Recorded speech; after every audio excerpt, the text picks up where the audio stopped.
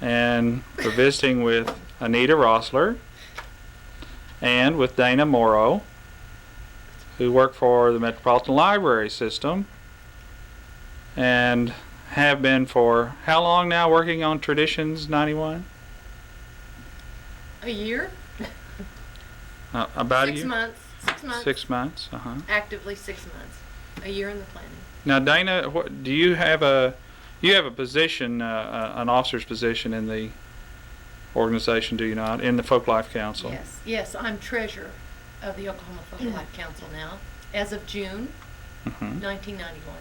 And do you have a position similar to that, Anita, or? No, I'm a volunteer, and I'm also one of the performers at the festival. Oh, well, we'll get back to that in a moment. Let's see. Now, you guys specifically have been working on what kinds of activities related to the festival? You've been, Well, Anita? I got to do some of the interviewing by telephone of the demonstrator, the craft demonstrators and the music participants, which was a lot of fun, real interesting, and some of the storytellers. And then I was asked to help schedule the presenters for the various stages, which I did. And what did you do, Dana, related to preparation? Well, I've basically been keeping track of the accounts. Together we've been working on putting packets together for presenters so that we're prepared to introduce all of our tradition bearers during the festival. Okay, so you guys are actually sending these packets out then to each of the participants that are either performing or demonstrating something? The packets are for presenters, not participants. Another department is taking care of the participants. I see. Well, Packets. who's taking care of that? Cynthia Hughes, Liz Stevenson. Okay. And so, what is in the presenter's packet that's of significance to us?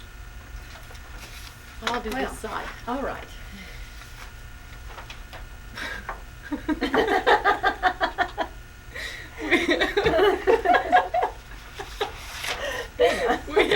This is pretty hard work, isn't it? We have here your parking instructions along with your free parking pass, and we have a schedule of all the participants, and for each stage we have marked, highlighted for each presenter the people they'll be responsible for. We've also added biographies, so the presenters will know who the person is and where they come from, where their tradition comes from, and how they got to Oklahoma. And Anita, what do you have then? Okay, this side has the presenter facilitator instructions, which are just helpful hints for the presenters if they have never introduced people before. Tells them how to get the performers started on time, stopped on time, just general information for them. A schedule of everyone who is presenting on the stage that you're presenting on, and your name is highlighted. And then we have here the opportunity to join the Folklife Council. And we have a map of the grounds, a complete map of everything, where everything is going to be during the weekend, so you can find your way around. And an evaluation form that everyone is to encourage all people who attend the festival to fill out, so we'll know what to do next time. No, that's everybody that comes who will fill that out, huh? Yes, and that's another thing we've been working on. We have boxes that people can drop their evaluation forms into. It's important for grant funding. Now, you guys are you pretty much on schedule? Are you satisfied with your We are. Yes. progress? We're very good at what we do. Well, I tell you, you're cheery. I haven't seen depression like this in a long time. We also put an ink pen in the packet. Each packet. Well, you thought of everything I can imagine too much. Change of underwear, maybe. But, Well. now, What a good idea. we didn't have a festival last year, but the Folklife Council, in concert with other organizations, sponsored a festival in '89. Now, Dana, you were involved in preparation for that, weren't you? A little bit. I sign checks. But you were actually involved in the festival itself in terms of being both a performer and a presenter, weren't you, Anita? Yes, I was. Yes, well, yes.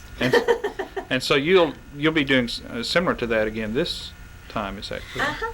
Yeah, well, I'm not presenting this year. We had enough people to have plenty of presenters on the stages, but Dana and I are going to be troubleshooting, so to speak, which is actually an excuse to stay there the full time, the whole 2 days. Okay.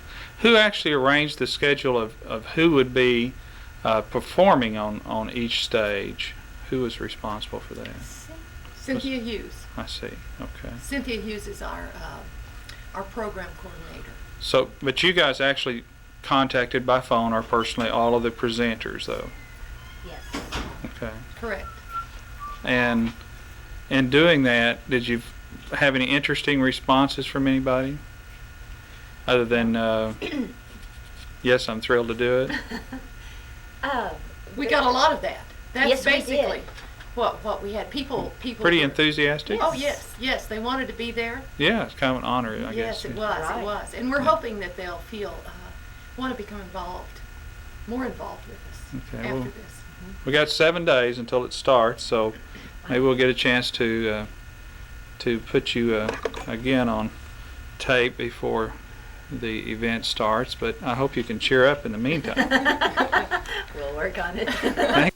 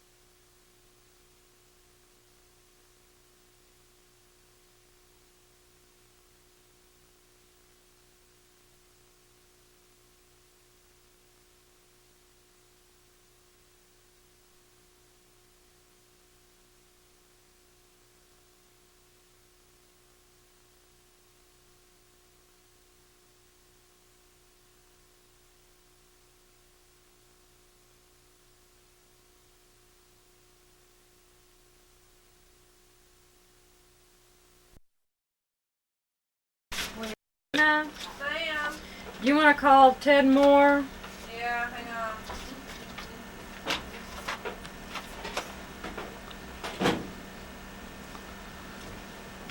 Today's date is October 14, 1991.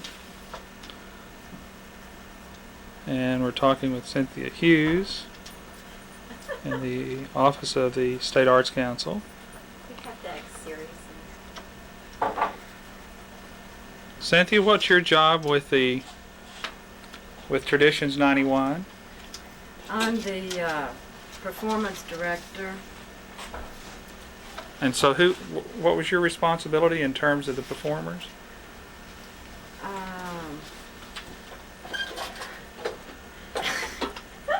To Yes, can I have? contact the performers Oh, are you? You're down at the Myriad Gardens, is that correct? and make individual agreements with them Well, my and do supervisor, explanations He is at the Myriad Gardens. to them about what the festival entailed and what they would be doing. Okay, Get and, their contracts to all I them can do is and try to call them on the basically phone just handle any kind of and deliver the communication between the festival and Yes, the he had, participants. I've I got guess another that's call it. here That from- seems like a lot. Rick. Now, you had worked on the 89 Mhm. festival as well. Mhm. And Oh, in okay. size, this is smaller than the Do you want me to have 89? him call you, or do you wanna hold on and try to Well, get him, or what? As far as the amount of participants, it's really not that much smaller. Okay. It's more of a matter of being smaller in demonstration areas. Is it a? Like is the it a dumpster or rodeo, we something had the like that? rodeo last time, we're not having the rodeo. There's a lot of the big demonstrations that went on that won't be going on this time. But as far as overall participants, there's a few less, but not that many less. And did you get to do any of the field work this time? Yes, I did work on some of the biographical information, and also identifying and contracting some new performers or some new demonstrators. Mhm. Now, some weeks ago you sent out contracts, is that correct? Or was it longer than that? We sent out contracts, seems like about, this is October, September. Around the 1st of September we started working on sending out contracts, but it's a pretty lengthy, involved process, because you have to, each one of the participants, it may, has somewhat of a little different circumstances. So they're not all exactly the same. It's not a uniform process. And there's a lot of telephoning and conversation that goes along with each one of them. And some of the people who were at the 89 festival will be participants in this? Quite a few.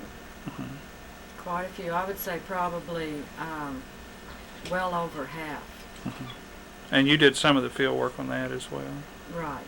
Because I was the coordinator for Hudson Street in 89, and so that included a lot of those people. I think there was 20 on the street that time. Now, in terms of the materials that participants or performers have received to this point, what have they received in specific? From the very beginning?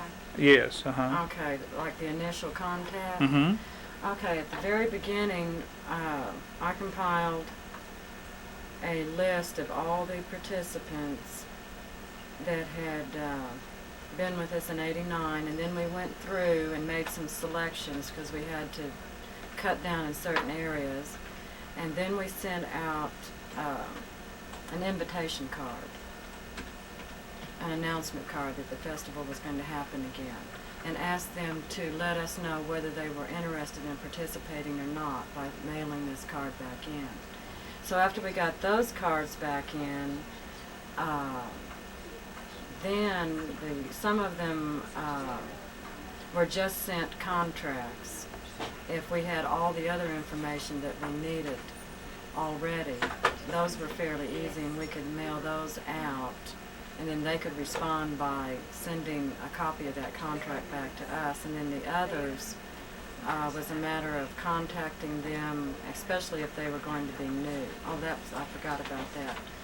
We sent out the invitation. There was 2 different invitations. One of them was to people that had been there before, and the other one was to groups or individuals that we knew about but had not participated before. So anyway, the ones that had participated before knew pretty much what was going to go on, so that was easy. And then the others, we contacted by telephone and talked with them, and if we didn't have biographical information, then we compiled that and put that together. And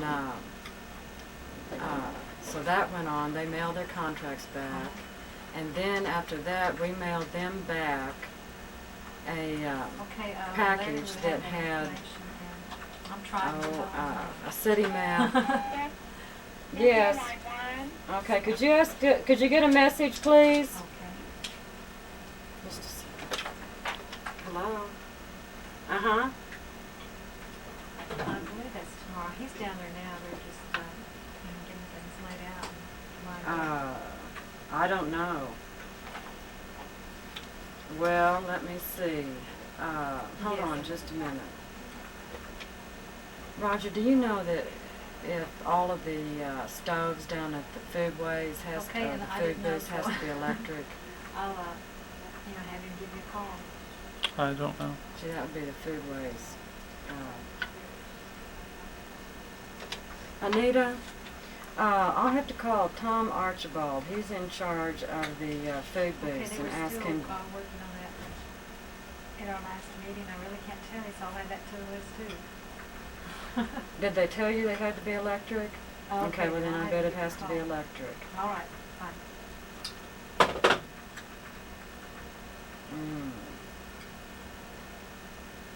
I don't know. Let me call Tom and tell him that you've got a question, and then he can call you back, or he can give me the answer, and I'll call you back. Okay. 6-3. Okay. Okay. Oh, we're working on it. It's about to come together real well. Uh-huh. Uh-huh. Uh-huh. Bye-bye. Now, was your response to that, to all that mailing pretty good? Did you have to follow up a great deal?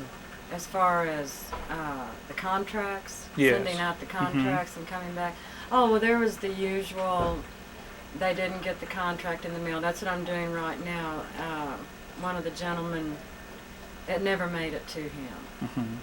So then, and there's always quite a few like that. When you're talking about 100, 150 different contracts going out, well, then you're bound to have, some stuff that you've got to redo or change and that sort of thing.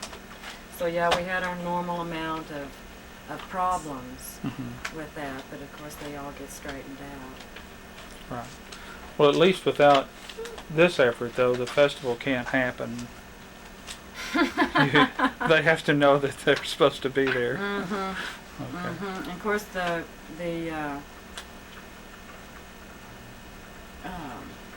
we were talking about the other. Did you want to know anything else about the maps or the information Yes, please. sheet? Uh-huh. Okay, we sent out an area map including parts of the city and how to get to the festival from I-40 if you're coming in from out of town, because a lot of the people that participate come from smaller towns and they don't usually come up here very often. So we sent them that, designating the festival, and then we sent them a close-up of just about 6 streets around the festival, and designated where the hotel is located and the Galleria parking and the festival grounds and your off-ramps for I-40. So we sent that. And then we also sent a festival grounds map so that they'll know where their area is. This is me. And I'm trying to see what I did with that. Oh. This gentleman never got his second information with his maps. So I'm going to take that by to him this evening. His mail's messed up. Thank you. Then we sent this.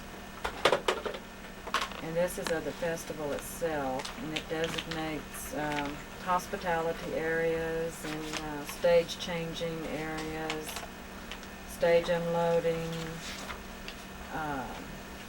just about everything that any of the participants would need to know about as far as the area itself.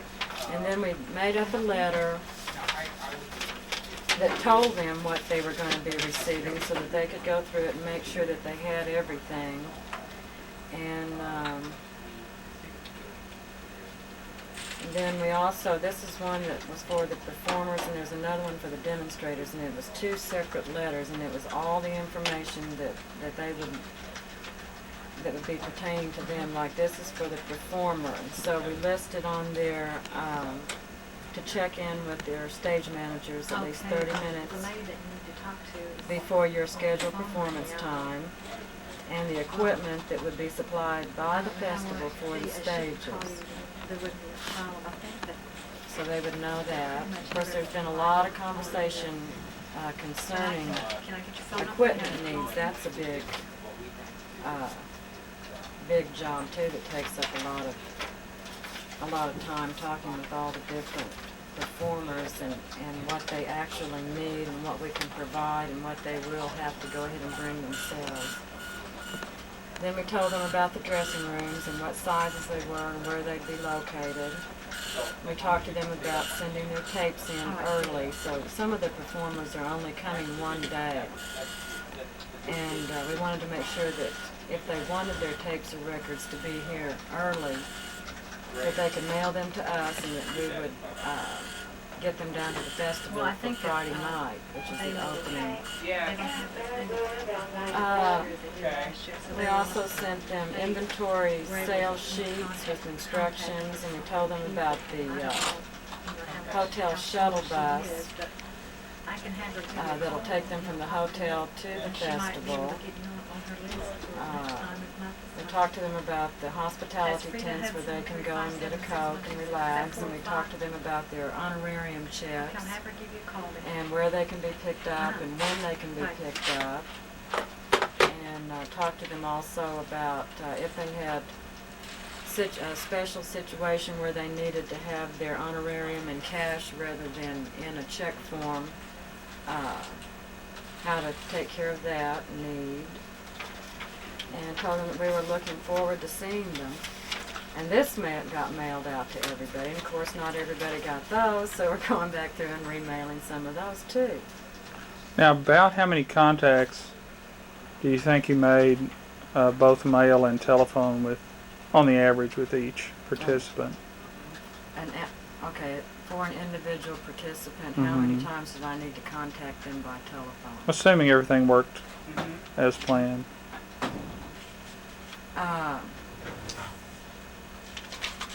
Well, you should really have to make, if everything with that participant worked the way it was set up to work, you should probably need to speak to them about, I would say, 5 times. Don't you think so, Dana? Uh-huh. Now, on some of them, it was a lot more than that.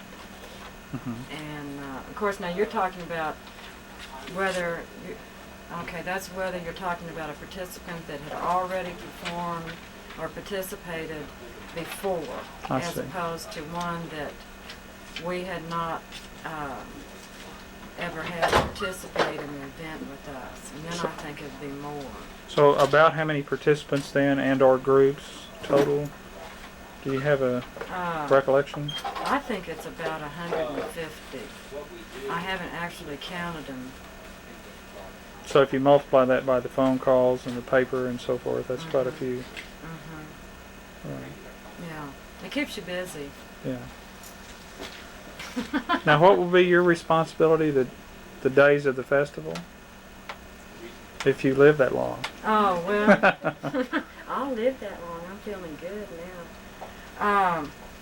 For the festival, I'll go back over on Hudson Street and be the coordinator for that street and make sure that those people are all taken care of.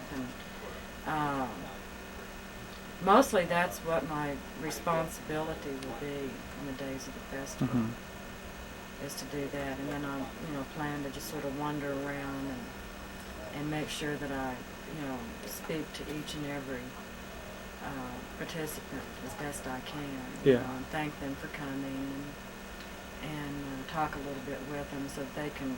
A lot of them haven't met me before, so I want to make sure that they have actual one-on-one contact in person with me. I'm not just a voice on the telephone. I think that's real important. So. And then after the festival, of course, we'll send our thank you letters, acknowledging and thanking them for being a part of it and letting them know how much they helped make it successful, which I'm sure it will be. Okay, thanks, Cynthia. We appreciate it. Well, now we're visiting with Dana Lee, Oklahoma's State Folk Arts Coordinator, who also offices in the office of the State Arts Council. Dana, what was your role with the Festival Traditions 91? I have served as a consultant, basically just to provide resources, names of people, people that are traditionalists or considered to be traditionalists within their own groups. and to make sure that the people that we're presenting are authentic, or that they have maintained a tradition for a number of years. Now, you're not a native of Oklahoma, so did some of the participants that were at the '89 festival surprise you a bit? And I was surprised when I came up here, period, with the diversity. Coming from Louisiana, there is a lot of cultural diversity, and we're sort of used to that. But I have been to other states or other regions where there wasn't quite as large of an immigrant population as Oklahoma has. And so consequently, there's been a real surprise for me, and a delight that there are so many people here, so many different backgrounds and different regions represented. are you pretty well satisfied that our presentation of the festival is going to help the public better understand all these diverse cultures? I think so, and I think with the addition of the program, the program that has biographical information or historical information, essays, and so forth about the traditions of Oklahoma and the traditions that will be represented at the festival, I think that with the addition of that, the on-site interpreters and moderators that will be available to answer questions, I think that the public, if they want to be educated, can certainly be educated through this festival as far as the people of Oklahoma go and who's represented here. Now, is there some, or I should say, are there some aspects to the festival that are educational that might not be obvious to some of the public? I think there are a lot of subtle aspects of tradition in any form and presentation of any type, and I think that probably the subtlest that you'll see at the festival, if you're sensitive to it, is the stuff that goes on behind the scenes. The attention to detail of the Native American dancers prior to going into an event, how each person makes sure that the other person's regalia is correct. The stories that are told behind the scenes between old friends, like in the farming area. You'll find that people that have known each other for quite some time will be sharing stories, and they'll be practicing their own traditions in a non-public venue, even though the event will be public. Well, I assume the idea is to enlighten everyone about the diversity we have, but is there a humanities aspect to this as well? Absolutely. Historical aspects, of course, will be covered. People will be talking about their own traditions, and by virtue of what that is, a historical aspect will be included. Geographical, regional, there are many, many humanities areas that will be touched by this festival. And because of the type of festival that it is, language, customs, so forth and so on, there will be many, many humanities areas that are touched. Now, I'm sure that most of the people that were selected because they can communicate pretty well and have done so in the past, perhaps. But what other efforts are being made to assist in communicating their craft, their whatever it may be? Well, first of all, let me say that some of the participants are non-English speakers, and they will have an interpreter with them who will verbally interpret what they are doing. Also, there will be scholars going around with portable mics who will initiate discussions with especially craftspeople, because they're more stationary, who will be initiating discussions with these people to stimulate the audience to ask questions. That's what we're hoping, is that we can start a conversation that the people in the audience will in effect finish. And so every effort is being made to transmit an openness about asking questions, and to encourage people that are in the audience to ask questions, if not at that particular time, then maybe later.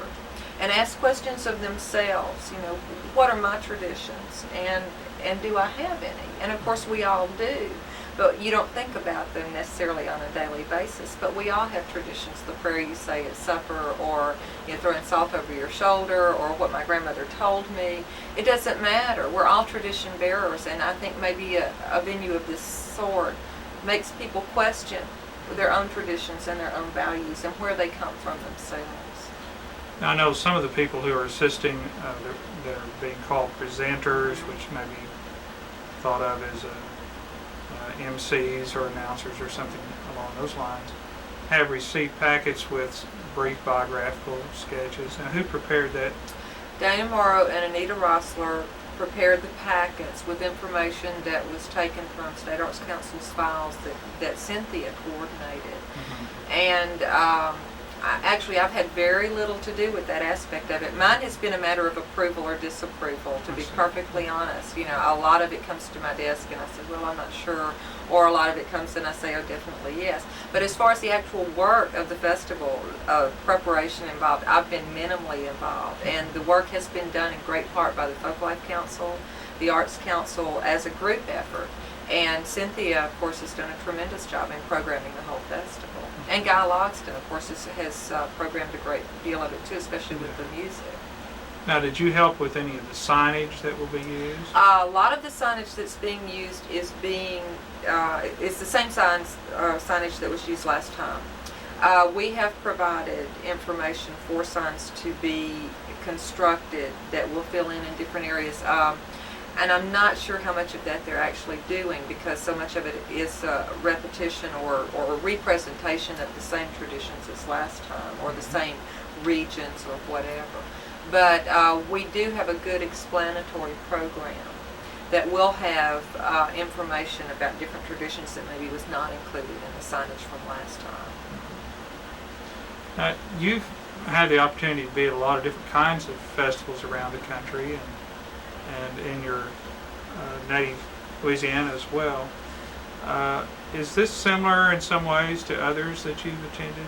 Well, it's modeled on the American Folklore Folklife Festival.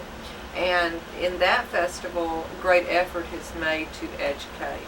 And that's really been the focus of this festival. We want to educate people. We want people to be made aware of what's in their own backyard. And so many people are not aware that their Oriental neighbors down the street are actually Hmong refugees who have come with great travail to settle in Oklahoma. There's a story behind each and every person. And because of the way that our human life is, you don't really touch on those stories until they're sort of presented to you. So we're trying to educate people about what is here and what's available to them and what resources are available to them, and human resources, more than actual geographical or material resources. And so this festival is, in a lot of ways, similar to some and better than some that I have been involved in. Is it unusual for the state, do you think, in terms of the size? I think that a festival of this type is unusual for many states. Not many states are able or willing to put the effort into coordinating a massive festival like this, where you feature so many different aspects. Very, very often you get very particularistic types of presentations in festivals, a Czech festival or a Native American festival or whatever. And they're nice and they're regional, but very seldom do you get a state festival of this magnitude. And so it's not only unusual for Oklahoma, it's unusual nationwide. Well, we appreciate it and look forward to perhaps visiting later on at the festival and helping you document this, and perhaps you can help interpret as well. Ann Bohannon. And Ann, what was your responsibility related to Traditions 91 up to this point?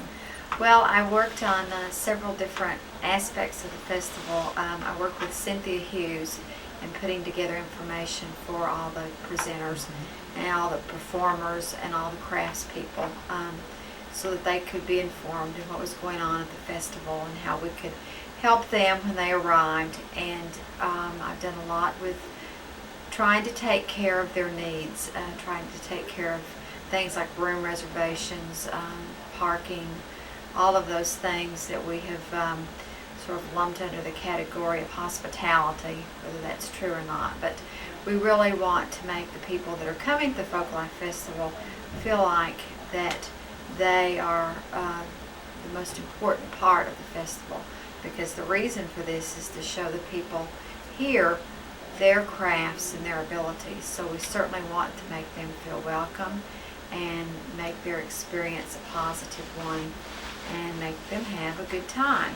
So we're trying to anticipate their needs and some things that they will need help on, whether it's help getting from the hotel to the festival site, whether it's when they get there needing someone to run an errand for them, just any of those things, then that's what we're doing. And we're going to have a festival hospitality tent, and there the participants can come, and if they have certain needs, then we can help them with that. If they need a Coke, we can provide that.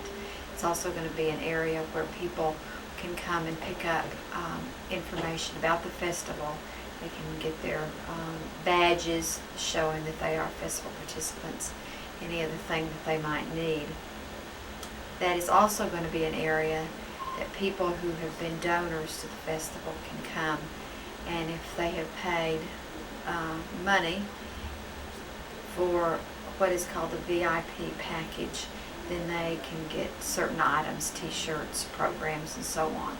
So we'll have those available at the hospitality tent.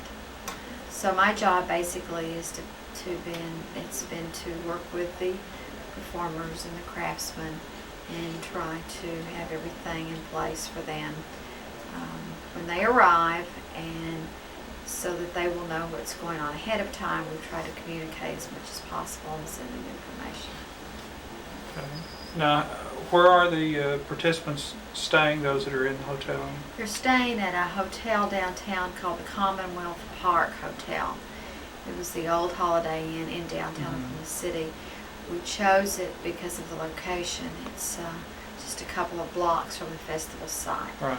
And we thought that it was important for people not to have to drive every day to get to the festival when they were participating there. About how many people are staying then in the hotel? Well, we have around 100 rooms a night booked. Mm-hmm. And that's for Friday, Saturday? That's for Friday night and Saturday night. And the people that are coming in just to perform one day will be staying at the hotel. Mm-hmm. But if people have over 50 miles to drive, then we are providing a hotel room for them. And we have been pleased working with the hotel. They have been helpful, and I think that the people will enjoy staying there. I think it's been redone, and hopefully it'll be convenient and it'll be comfortable. The hotel is also providing complimentary breakfast for them. Now, is somebody, may I borrow that? Has somebody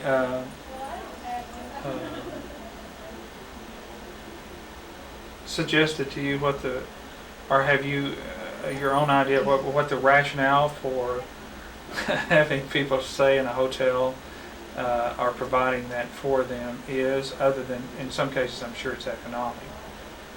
Is that a courtesy to hopefully... It's a courtesy. It's a courtesy. I think that the way we feel about this festival is that we want people to want to come and participate. We know that a lot of people are giving up other weekend events and things that they might do in their professional life to come and participate. We feel that this is more than just something that requires them to come and maybe show a piece of their art. They're actually going to be working, they're going to be participating, and this is a courtesy that we are providing to them. Now, in your opinion, what do you think? The folks who are coming to demonstrate or perform or whatever along those lines, you suppose this is they consider this an honor? I would hope so. I hope that they would consider that they have been chosen to represent their ethnic group, to show the public what is unique about them, what they have added to the state. And I would hope that they would be proud of that and be excited about the opportunity to show other people what their heritage is. Now, normally at the Arts Council, there's nothing normal necessarily about the kinds of things people do. There's so many different things that they do, but I don't mean that they're all abnormal at all. Most of it's abnormal. But what I'm saying is this an exception to the kinds of things that you normally are involved in? Well, we have done several things that have required coordinating events, coordinating people. We did an open dialogue conference, did traditions before. So a lot of things that we do, a design arts conference or showcase really involves coordinating people basically and making sure that they know what's going on and being informed.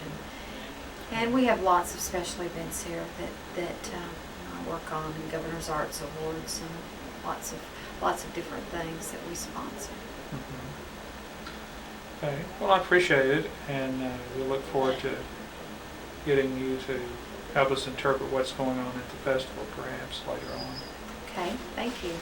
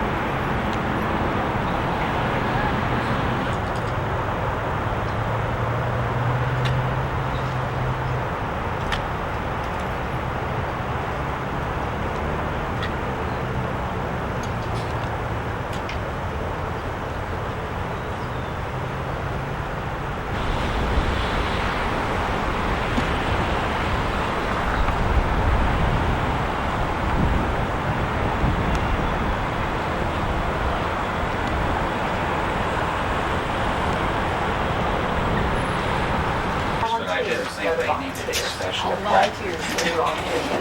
the ones waving their arms. All the performers, all the donors, and I just want you, all of our staff. You should check. I'm gonna say it again.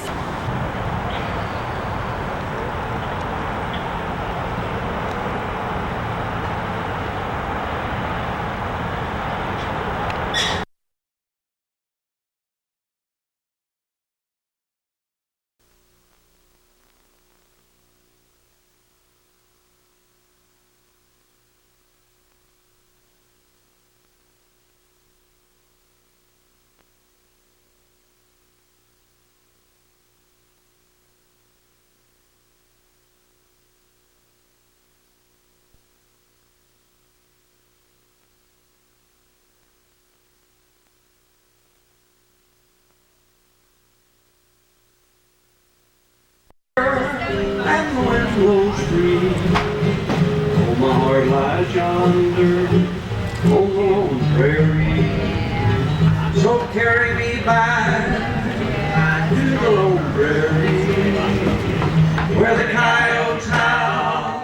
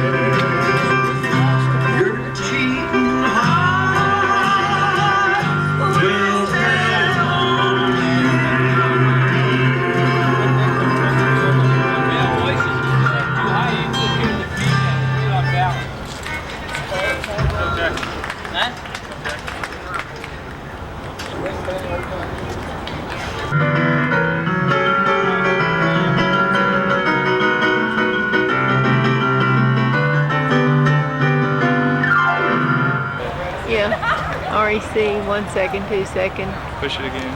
I'm still pushing it. Push Well- it again. Yeah, you can follow him a little bit. Turning. Okay, just like that.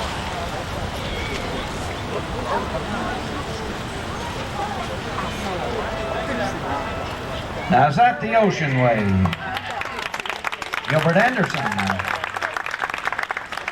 One of the things that we try to do in traditions programs is show how things are done. Give a little explanation or show how you actually spin a rope. If you notice, watch his hands. Gilbert's fingers are moving all the time like this. Trick roping is very simple. I mean, half the women here can call me trick roping. How many of you have ever made a cake? I'm sure. Well, if you can make a cake, spin a rope.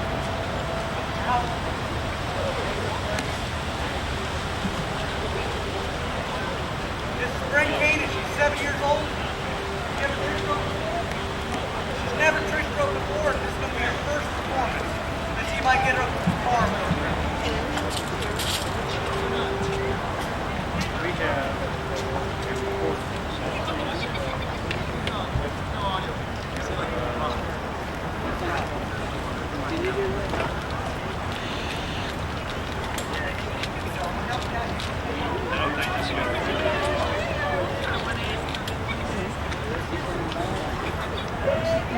Hey, a big hand. Yeah.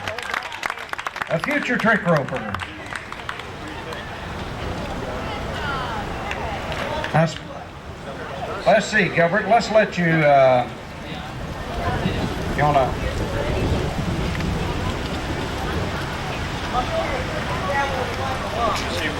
He says a trick that cowboys like a lot. Uh-oh, leave those women alone. Leave those women alone.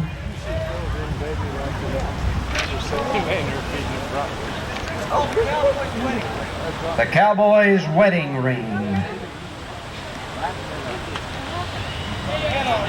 Yay!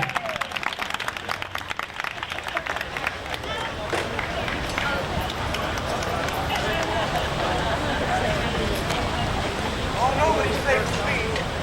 Tell you what, it's tough old cowboy to get dated. Once again, Gilbert goes back to the audience and takes his second lady.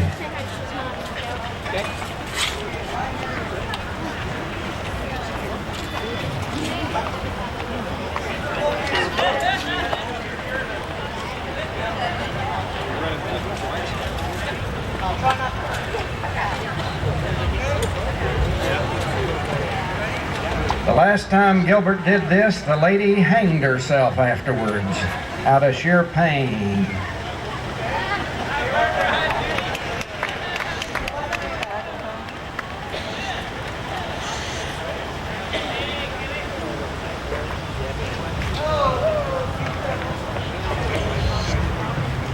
That's like marriage. He missed the first time.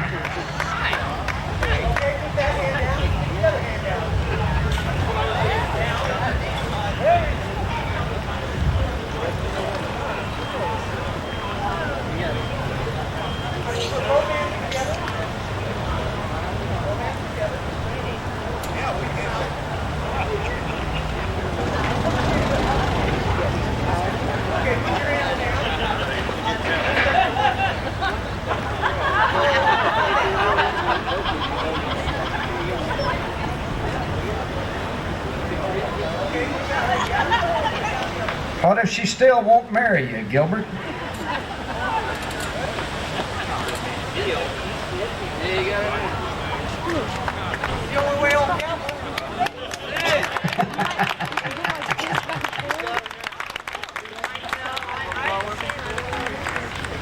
Well, let's give Bernice a hand. Bernice the big hand. That's called the cowboy's wedding ring of sorts. Roger? Y'all ready? Not ready? Okay, not everyone's here.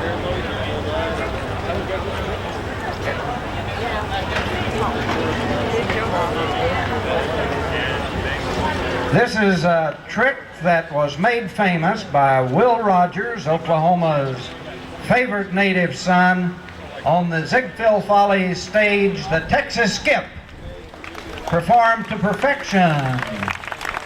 But keep in mind, Gilbert twisted his left knee. Left knee was in a wreck with a woman who didn't like the way he tied her up last week with that rope, and she kicked him too hard. And he's limping just a little bit on the left side. It's a good thing he's not a horse, or we'd have to take him out and destroy him. But the big loop. Now the big loop is the most difficult of all because it requires a tremendous amount of strength and durability. When you consider that the pressure and the weight of the rope increases as the loop grows, it's a tremendous amount of strength in the wrist and the hands, and only a handful have been able to do this. The big loop with Gilbert Anderson.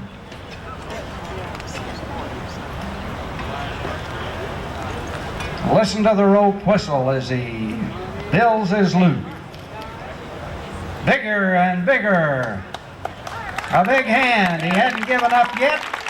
The big loop with Gilbert Anderson. What's the length of the rope you use there? 75 feet of rope went into that one loop. And we're going to take a short break and get ready for the next group coming up.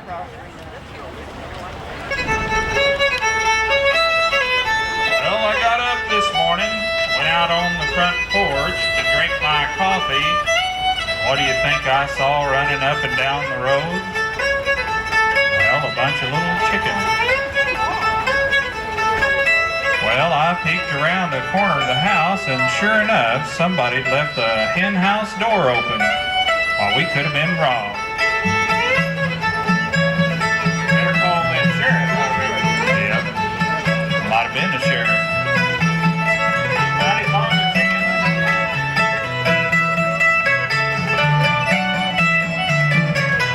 Down at the hen house on my knees, when I thought I heard old Bruno sneeze. It was just a rooster saying his prayer, thanking the Lord for the hens upstairs. Who broke the lock? I don't know. Who broke the lock on the hen house door? I find out. Before I go, who broke the lock on the hen house door?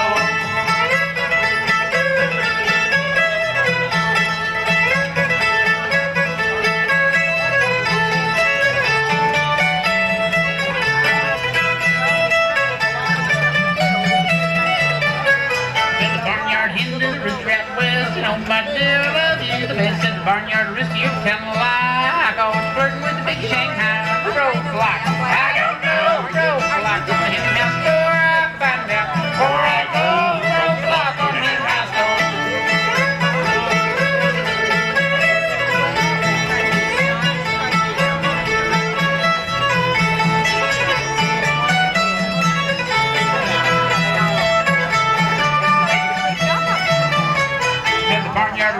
Barnyard hen, he ain't laid an egg, and Lord knows when. Said the barnyard hen to the barnyard rooster, he don't come around as often as he used to. Who broke the lock? I don't know. Who broke the lock on the hen house door? I find out. Before I go, who broke the lock on the hen house door?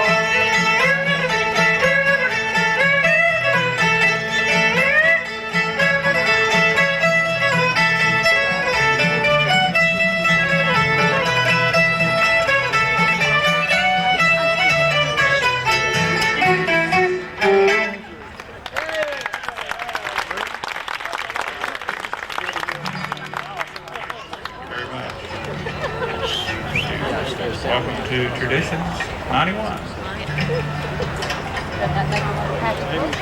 This is all about handing down one thing from one person to another. And I can't see it much. I can't see which kind of might be in your family, like, well, Susan is my cousin. That's the gospel truth. Others in the family, Rebecca, Jane, and Ruth. I'll tell you of the troubles she had with William Ryder. He carried her out and he courted her and he gave a sour cider. But I don't reckon it'll happen again for months and months and months. I don't reckon it'll happen again for months and months and months.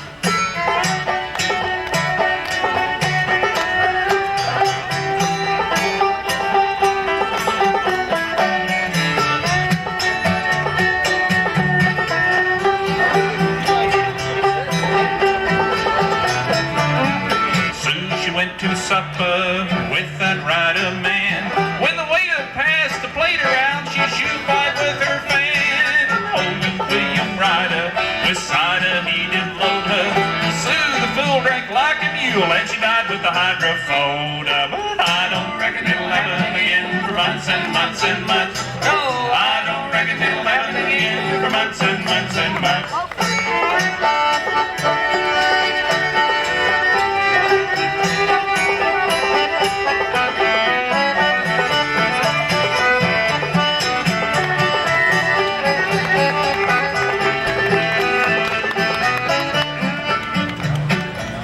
There was an Irishman tried turning an elephant round. The elephant took his trunk and he slapped old Paddy down. Now the Irishman said to the elephant, "You great big ugly brute, if I knew what ginger head was on, I'd jab you in the snoot. But I don't reckon it'll happen again for months and months and months.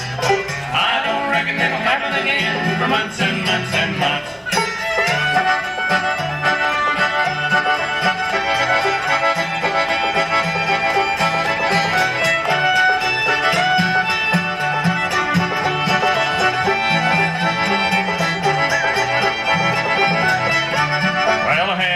The other night, I dreamed that I was dead. I walked right up to the pearly gates, and to St. Peter I said, "I just come in from Dallas, town, he said, I do declare. Step right on in here, you're the very first from there. But I don't reckon it'll happen again for months and months and months. No, I don't reckon it'll happen again for months and months and months.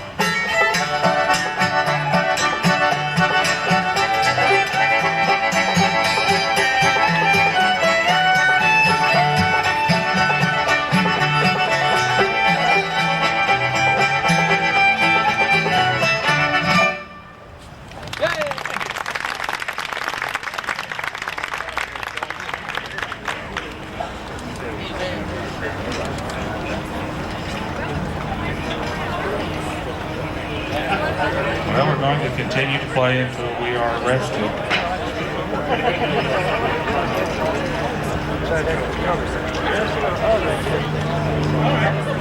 We'll play an old fiddle and banjo breakdown tune now. This is called the Woodchopper's Reel. What?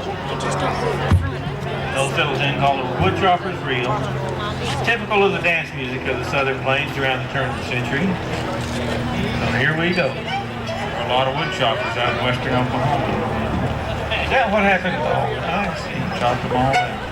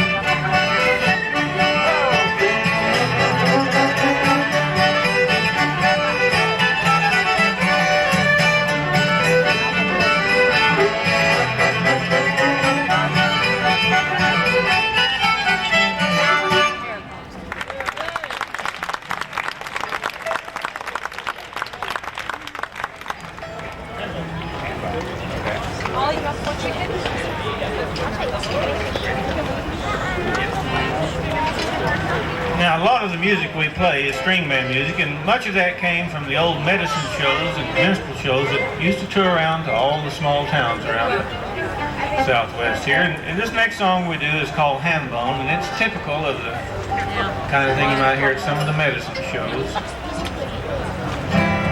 I always say before we play this one, it's called Ham Bone, and if you brought it, play it. Got in the front row, I'll show you how. Yeah.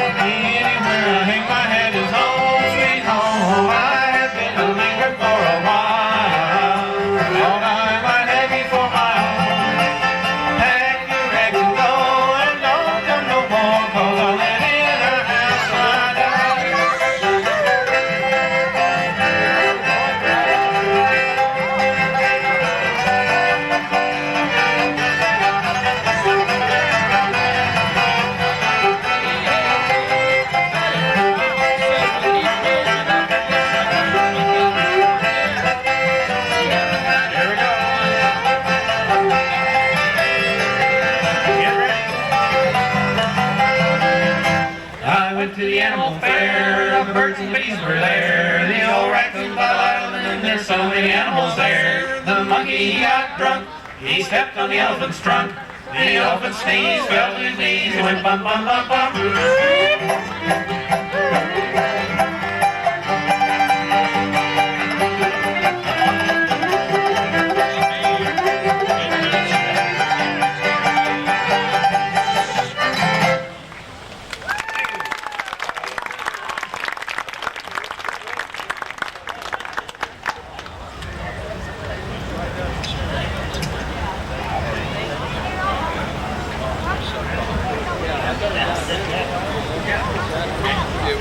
We'll try something completely different here. And Alan Davis, the king of the cowboy accordion players, is going to favor us with a song.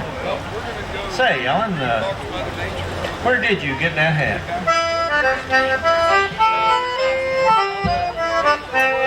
Well, how I come to get this hat is awful strange and funny. My uncle died and willed to me his property and money. But when the will it was read out, it told me straight and flat, if I his property would have, I must also wear his hat. Where did you get that hat? Where did you get that tile? Isn't that a dandy one in just the latest style? I'd like to have one just the same as that. Everywhere I go they holler, hello, where did you get that hat?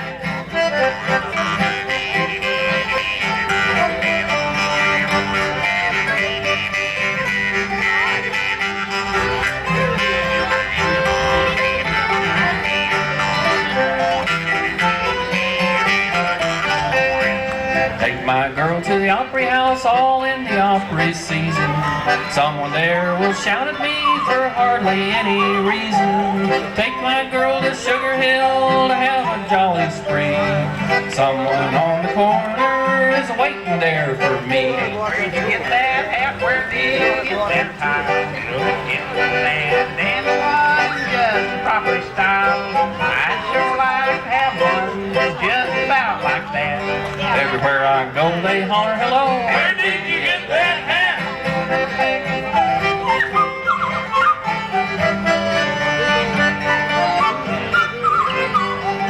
Mighty pretty, Roger.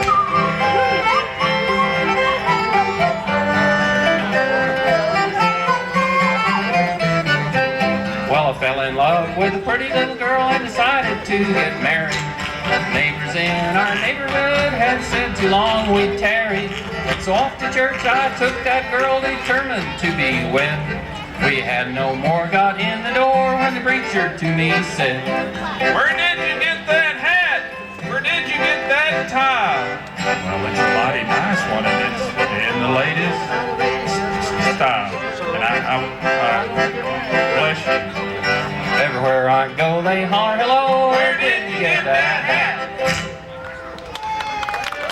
Thanks. Stick around, I'll tell you where I got it.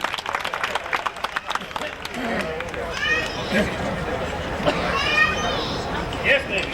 Hi. We'll do an old love song for you now. We know a lot of love songs. Most of them are about love that didn't work out very well. I'm not sure why that is exactly, but we know a lot of songs about that. So here's one of them called Devilish Mary, about one of Brett's marriages there.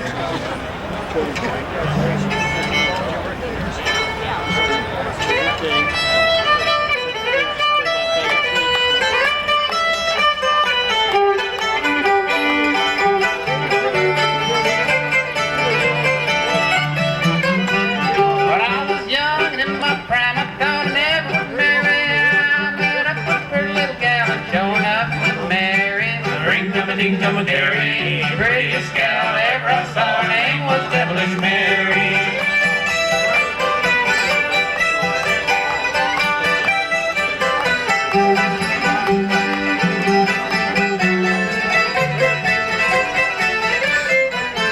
Now I was young and foolish, she was just a girl, and we both agreed upon one thing, our wedding date was early.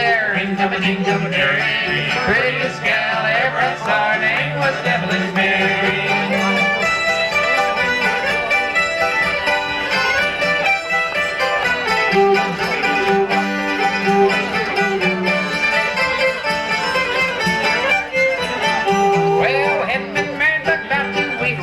feel mean as the devil every time I look cross-eyed. Hit me in the head with a shovel. Ring-tum-a-ding-tum, Gary. Prettiest gal ever I saw. Her name was Devilish Mary.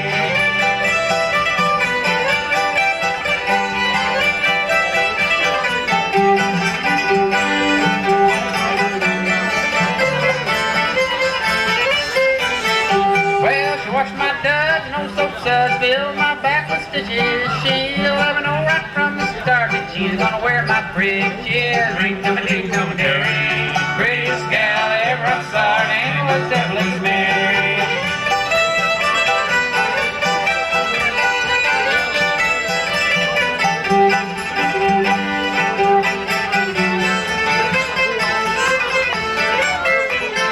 Well, we hadn't been married but about 6 weeks. We both agreed to be parted. She packed up her old suitcase. Down the road she started.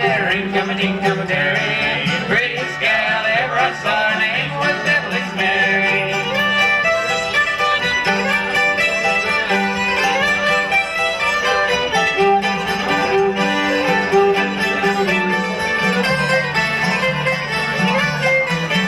Now, if I ever get married again, it'll be for love and not riches. Gonna marry a little gal about 3 feet tall. She can't wear my britches. Ring-tum-a-ding-tum-a-dairy. Prettiest gal ever I saw. Her name was Devilish Mary.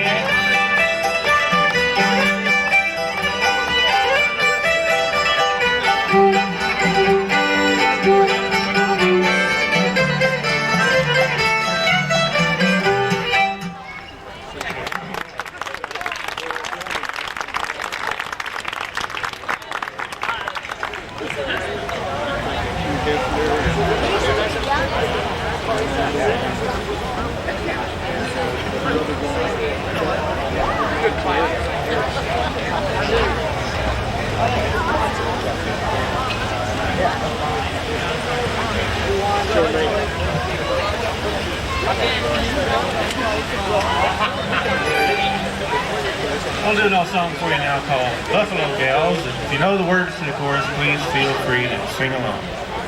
By the way, this one's like many of the others we've done. It's on our tape, which we have for sale. If you'll just find one of us after this set, beg us a little bit, we'll sell you a tape.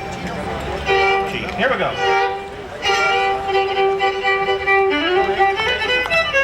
You know, remember back in the good old days, on Saturday night, I'd take a bath and I'd slick my hair back and I'd go out looking for gals to dance with. Well, I remember that first one I danced with, and I asked her if she liked me, and she said, well, kind of. And I said, what do you mean, kind of? Well, she said, I like the simple things in life. As I was walking down the street, a buffalo gal I chanced to meet, and we danced all right in the moon. Buffalo gal, let's come out tonight, come out tonight, come out tonight. Buffalo gal, let's come out tonight, dance all right in the moon.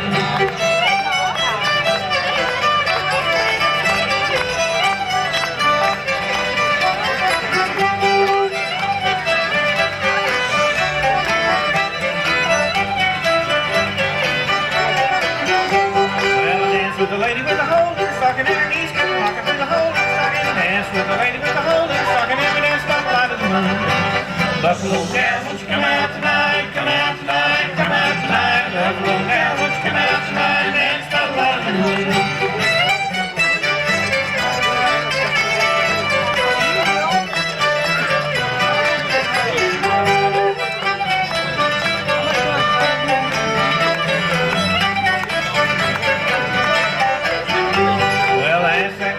Stop and talk, and her feet covered up the whole sidewalk, and we danced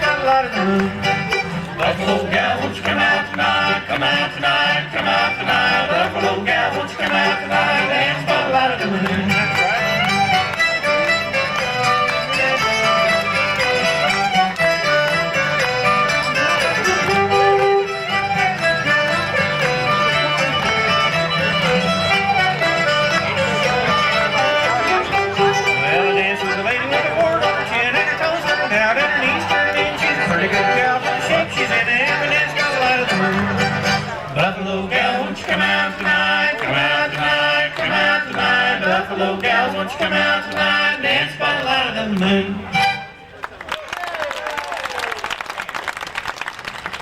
A big hand for the Folklife Band.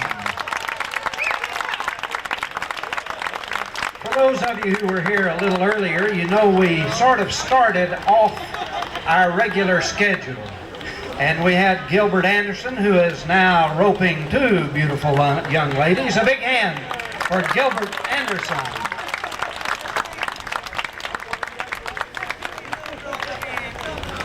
Welcome to Traditions 91, and in order to give them the proper introduction that they didn't get a while ago, we're going to have them do one more number for you.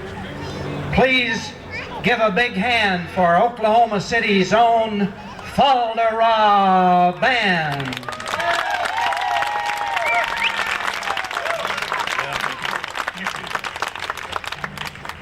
We'll do one more. This is an old song called K-Roll, and it's about the place and not the syrup. Is this on? Yeah, this one's funny.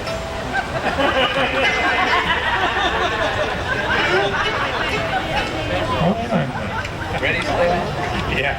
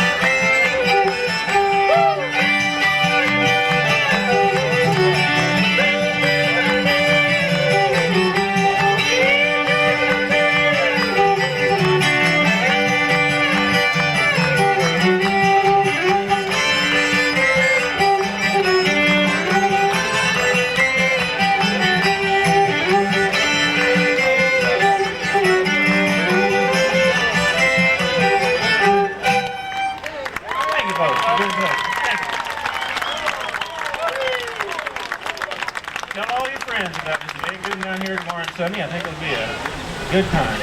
A big hand for Folklife.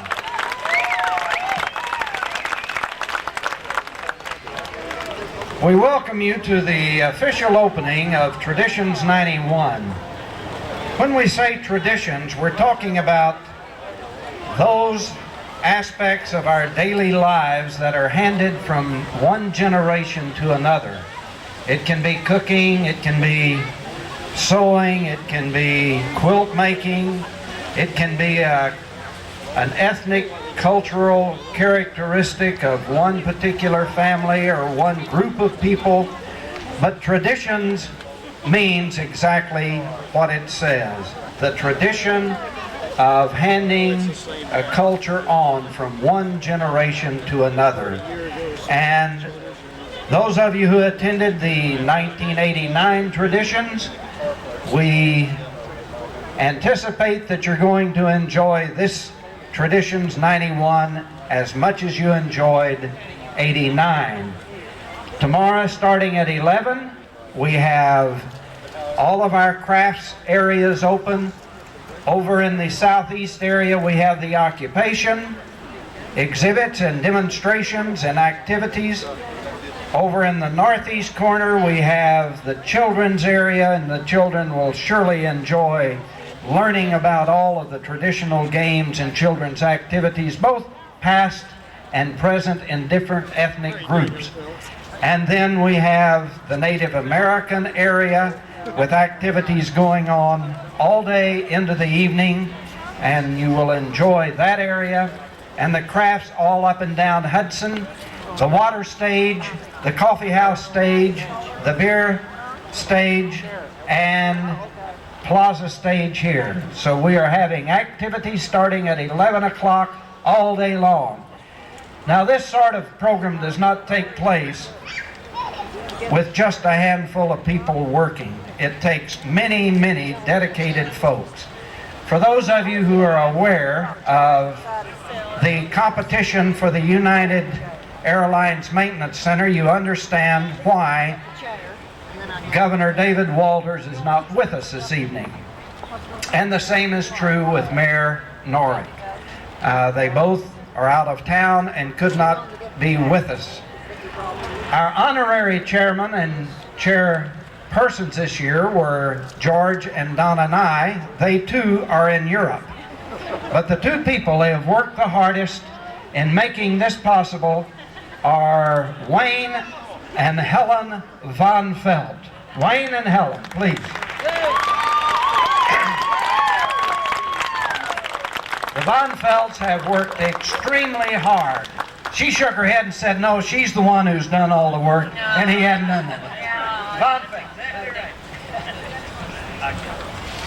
Well, thank you all very much for coming out, and I think we're going to have a wonderful festival, and the weather's cooperating, and so far the entertainment is wonderful. Are you impressed already? And we have a couple of presentations, and we're going to bring them two of the other guests, and we'll bring them on if you want us to. We would like to honor today Betty Price, who is the Executive Director of the State Arts Council, and without their support, this festival would never have become a reality. And so, Betty?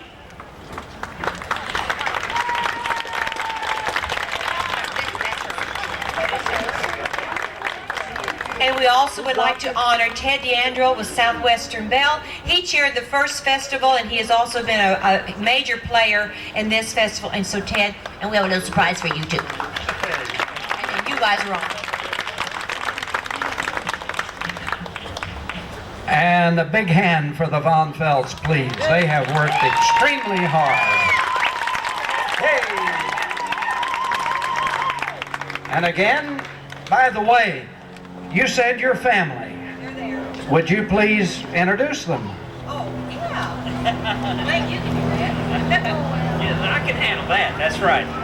Our daughters, Jenny and Judy, Marie I don't see, and their friend Terry Kleinahans, Mark Webb, and all right, and Matt Taylor. We have all of our children who've come from New York and Boston this week to help us with Traditions 91 and be a part of this. So we do have all of our family with us this week, and we're obviously happy to have them help us. Thank you. A big hand for the entire Von Felt family. Yes.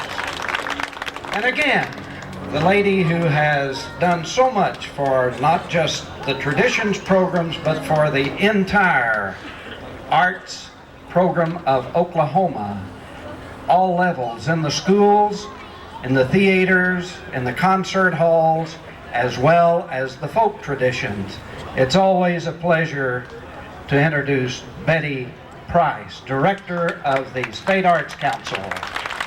Thank you so very much. We are very, very happy to see you here this evening, and as you know, there is so much to do all weekend that there is no way, if you came and we're here every minute, that you could take in all of the wonderful dance, foods, artist demonstrations, powwow, all the things that make up traditions. We appreciate so much Guy Logsdon, the Folklife Council, the City of Oklahoma City for helping us sponsor this event this year. I think that Traditions is unique, and in being unique, it provides us a chance to learn more about ourselves and why Oklahoma is so special. I want to thank our our chair and other chair, Wayne and Helen Von Felt, and all of the volunteers who have helped us get this festival on the road. This has been a long planning and working process. But Traditions 89 was so much fun that people wanted us to do it again, and so here we are. And I hope you will tell your friends about it, and I think with the wonderful weather this weekend is going to be one of the most exciting and fun weekends that we've seen in Oklahoma in a long time. I would like, if you don't mind, at this time to acknowledge one of the State Arts Council members, Danny B. Hightower. Danny B., are you out there someplace? I think she just went back to get some food. And also 2 of our legislators. We have a public-private partnership in order to have this festival. And I would like to ask Senator Bernice Kane to come forward and Representative Linda Larison. Let's give them a big hand, and would you all like to I would just like to welcome everybody to House District 88 that you're sitting in here and invite you back for the rest of the weekend. And I want to add my thanks to the Von Felts and to Betty Price and Ted DeAndrio for all their hard work putting this together. It's going to be a fantastic weekend.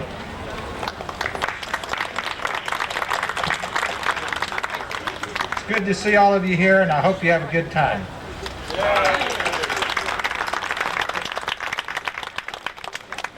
And now we are asking Jenny Walker to come up and introduce some of her special guests here this evening. Jenny Walker.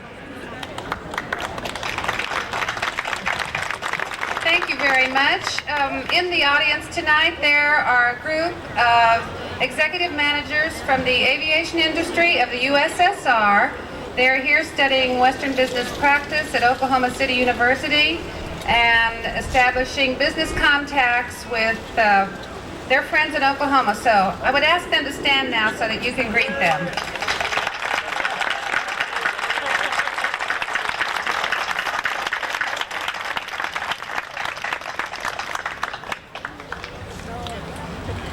Thank you. And now we would like again, Ted, don't go away.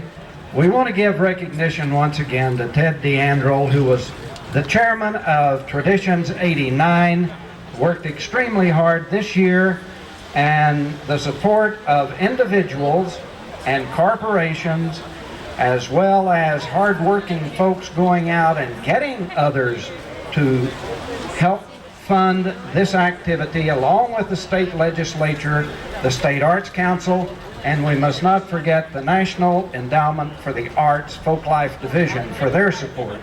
So a big hand for all of these folks up here on the stage, please.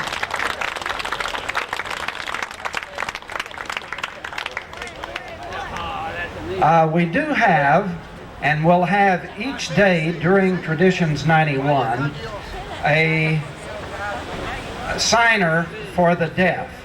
So if any of you know of anyone who would be more willing to come down and participate if they knew there was a signer here, the council is providing signers for the entire festival. I don't know where he is right now, but our signer is out there and will be available during the festival. Ron Bogle is not here yet. We'll introduce Ron later in the evening when he arrives. The other folks who are making this possible, if there are any of you who are volunteers out there right now, please stand. It takes a lot of volunteers to make this go. So a big hand for all of our volunteers. And the Oklahoma Folklife Council, all of the members of the Oklahoma Folklife Council, please stand up. Jay out here and there are some others. The Oklahoma Folklife Council, along with the State Arts Council, and as I mentioned, many other agencies have made this possible. Is Liz Eichmann still here? We want to thank Liz for making these facilities available. Liz is the director of the Oklahoma City Arts Council, and it's through their cooperation that we have facilities like this available to us. We also, I think he's down in the cabin, a hard-working person, is Larry Bartley, the director of the festival. Probably won't have a chance to meet Larry, but please give Larry a hand at this point. He's worked very, very hard. And now, once again, we are celebrating Oklahoma's folk heritage. And as a part of our celebration, this evening we want to contrast what we call newer folk styles in music, along with ethnic music and traditional folk music.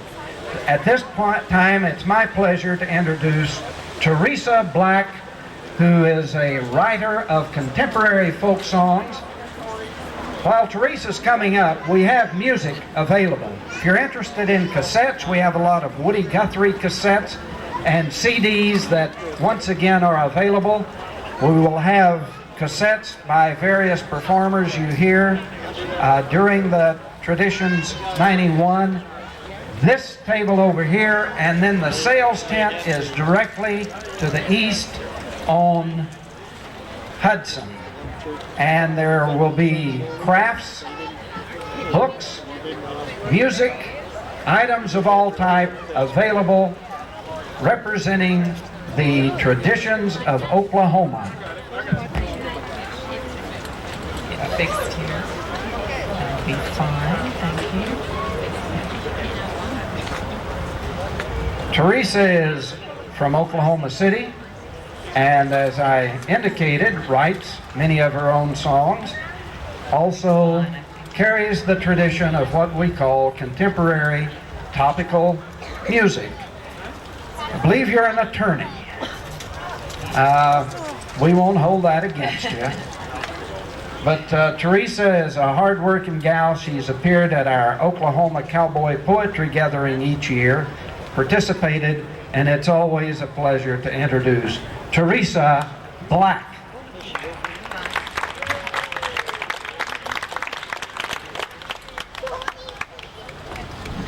Good evening. It's a very exciting experience to be part of Traditions 91. I write ballads mostly about stories from my family's history, some stories over 100 years old. But I'm going to start off with a modern ballad. You know, there's stories going on now, stories of your lives that I hope you'll remember to tell to your children. And this is a ballad, a story that probably every one of you could tell this story in your own way. You don't have to be, fast the devil to your hidey-ho. Miss Beller has a cellar, supports look good, holds everybody in the neighborhood. They're running down the street with curlers in their hair, in their socks and shorts and underwear. Now we're hopping over hailstones, fighting against the wind. We open up the cellar and we dive right in. We're running with a cussing and a running with a prayer, dodging all the chickens that are flying through the air. Now the tower's lost power, the radio dies, something hits like a bomb from the sky. As you wait in the dark, you will know why we tally so many churches in Tornado Alley. Where we all grab the children grab the dog grabs the cat, and we take them right along. When the sirens wail and the clouds dip low, run faster than the devil to the hidey-ho. When the roar dies down, peek out a bit, town's still there, nobody's hit. There's a promise written in the rainbow's end. Mother Nature will be after you again. We've been taught since we're toddlers in our home on the range. It's a part of life on the red dirt plains. In the spring of the year, keep your flashlight by, your TV on, and an eye to the sky. And we'll all grab the children, and the children grab the dog grabs the cat, and we take them right along. When the sirens wail and the clouds dip low, run faster than the devil to the hidey-ho. I hope you beat the devil to your hidey-ho. Hidey-ho. Thank you. Thank you.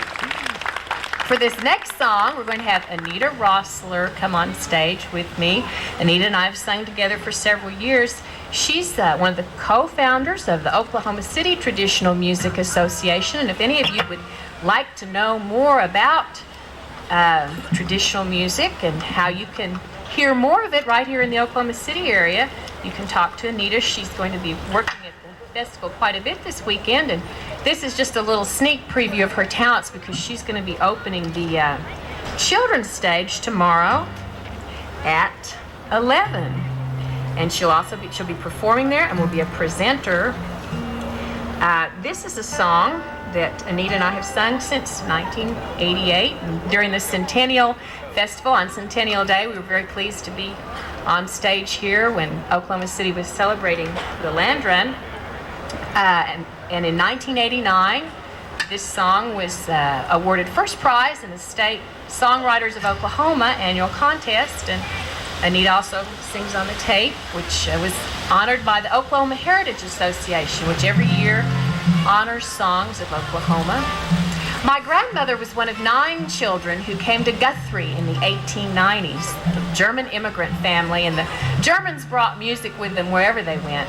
They had a family band back in the days when you didn't have much entertainment unless you made it yourself. But they weren't totally traditional. They said they would play German music for the German parties one night, and they might play Irish for the Irish parties next night. But they told me wonderful stories of the parties and dances they remembered all their lives. I had a lot of old great aunts and first cousins who settled in this area who could tell me firsthand about what it was like here in the Territory days. And for them and their memories and the stories they told, I've written this song. On Sunday, my pop would drive us all down a small 2-lane highway to old Guthrie town, where the old folks' Victorian home seemed to say, Guthrie's still dreaming of the Territory days, when my grandpa told stories. The West lived again, the Bluebell Saloon, the outlaws, the trains. He remembered each dance in the park where they played the Oklahoma waltz from the Territory days. He'd say, give me your hand, I will sing you away to beautiful Guthrie on a long ago day. We'll dance by the bandstand in the park where they played the Oklahoma waltz from the Territory days. I had dozens of cousins and uncles and aunts who could play their own music, tell stories and dance. They taught me the words to songs that they'd sung when the old folks were children and Guthrie was young. They told me of summers in Mineral Wells Park, where they danced with their darlings till long after dark. Then my grandma's harmonica sweetly would play the Oklahoma waltz from the Territory days. She'd say, give me your hand, I will sing you away to beautiful Guthrie on a long ago day. We'll dance by the bandstand in the park where they played the Oklahoma waltz from the Territory days. La da da da da da da.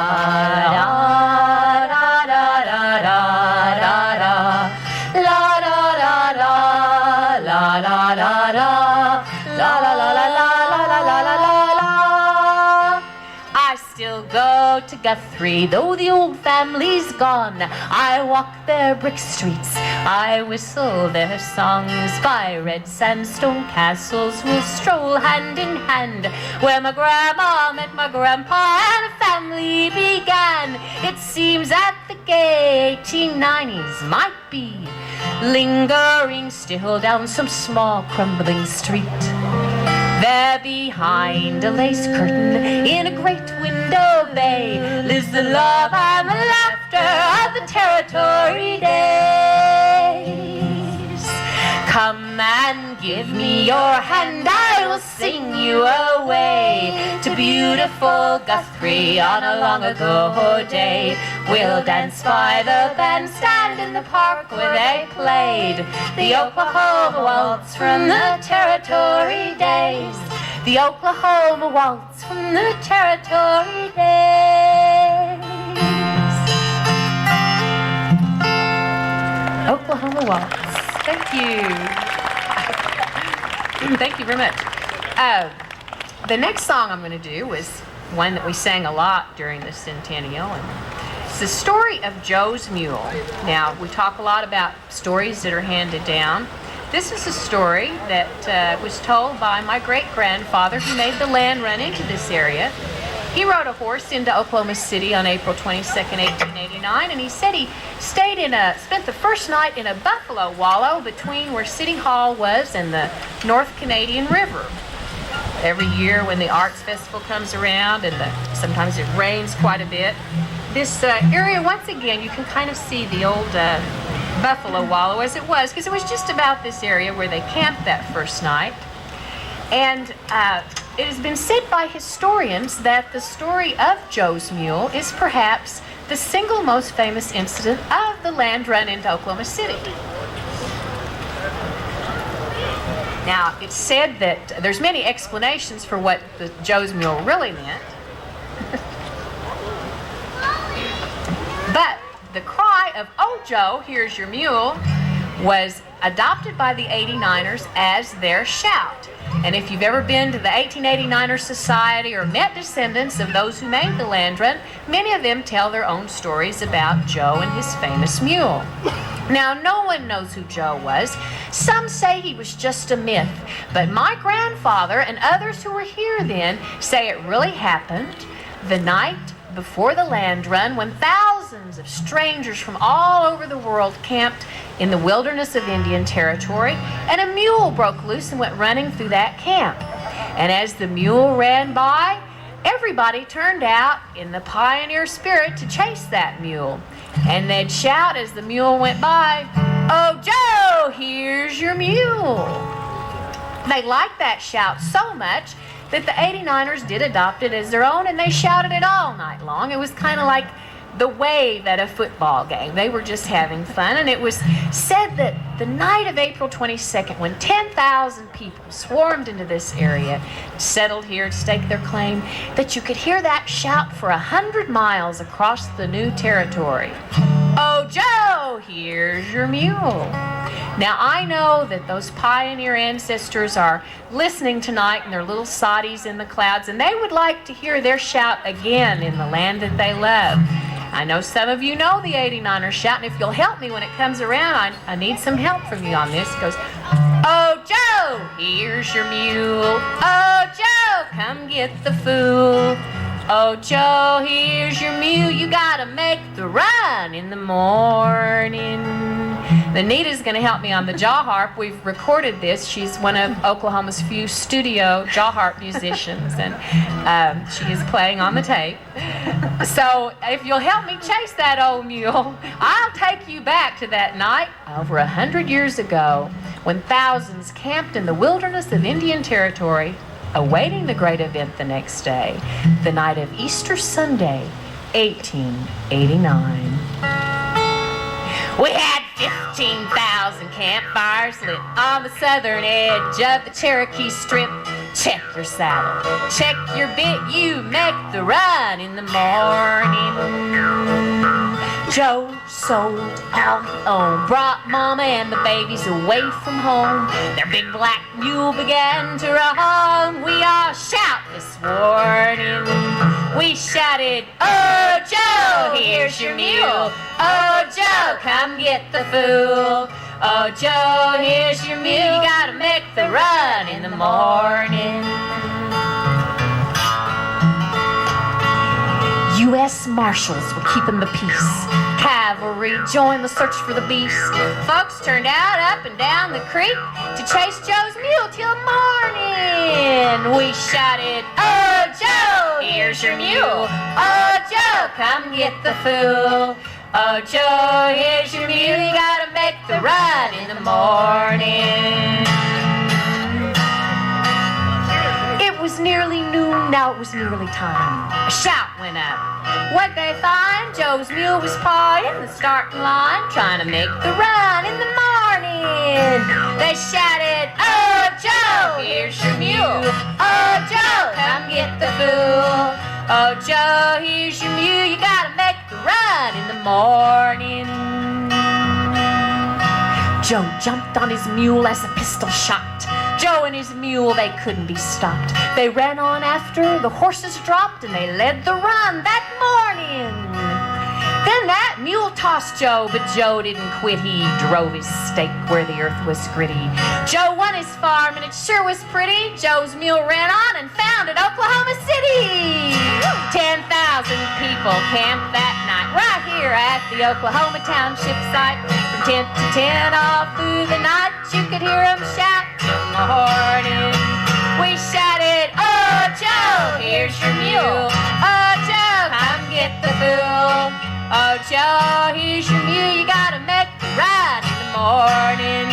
And we still shout, "Oh Joe, here's your mule. Oh Joe, come get the fool. Oh Joe, here's your mule. You made the run in the morning." The world's greatest horse race. Oh Joe, here's your mule. Joe's a mule. Thank you, Anita. She'll be on the children's stage at 11 in the morning.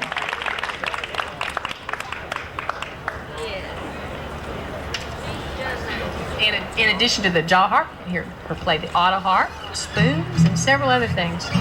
Now, some people ask me where I get the ideas and where I write the songs. This song, Heard I Was the Lord, well, I wrote this song in a seminar in June in connection with Red Earth. Every year they have what they call the Sovereignty Symposium about Indian country law and bringing businesses into Indian country and all. And I had been trying for some time to write a song, just hadn't had any luck. I wanted to write a song about these Oklahoma rose rocks. You know, you can see a lot of little legends about them, and you can buy them at the Historical Society, but people always ask me where they come from, and I wanted to write a song that really explained where the Oklahoma rose rock comes from. And I'd also been interested in writing a song about the little people. Now, people will say, the little people? It's not well known that Oklahoma has a large population of little people. They don't show up on the 1990 census, but if you have friends who are in any of the native tribes, they can tell you about the little people. And so I was sitting in this seminar and trying to keep my mind on the speakers, and all I could hear was, "Little people, ooh, little people, oh." And this is a song I heard. Little people, they live in the rocks. Little people, they're gone like the fox. Little people, and nobody goes where the little people grow. The red rock rose. Little people, ooh, little people,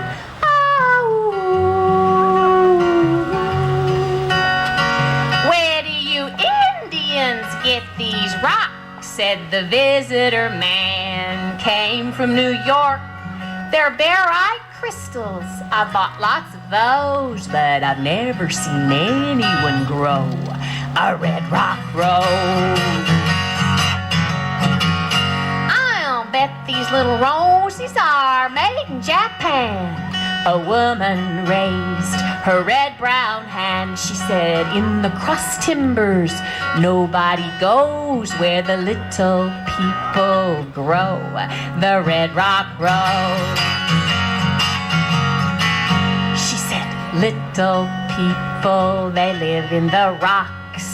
Little people, they're gone like the fox. Little people, and nobody goes where the little people grow. The Red Rock Rose. She said, long ago, drought blackened our grass. The old chief prayed, would the Indian last? The little people said, we shall show a sign to the Indian and grow the Red Rock Rose. A bunch of midgets and Indians. Well, I'll build a big plant. I'll get minority funds. I'll give you folks jobs in a year or so. I'll steal their technology. I'll grow the Red Rock Road. Now, where do your cross timbers grow up? Maybe we can clear cut. Little people, ooh, little people, oh. In Oklahoma, we're still searching for visitor man. Came from New York, last seen watering rocks set in rows. He said they told him to grow the Red Rock Rose. He sings, little people, they live in the rocks. Little people, they're gone like the fox. Little people, and nobody goes where the little people grow the Red Rock Rose. I think I hear him now. Little people, they live in the rocks. Little people, gone like the fox. Little people, they're good and they're bad. Little people, you don't want to make 'em mad. Little people, ooh, little people, oh.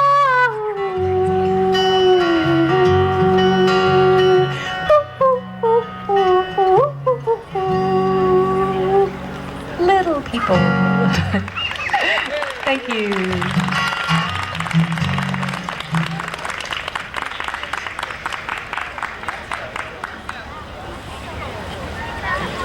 My father had as one of his favorite characters, real character, Alfalfa Bill Murray. Bill Murray was born in Texas in the Reconstruction years after the Civil War, came to Oklahoma, married the daughter of one of the chiefs of the Chickasaw Nation.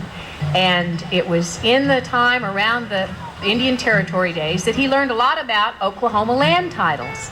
But he became an international folk hero of sorts in the 1930s.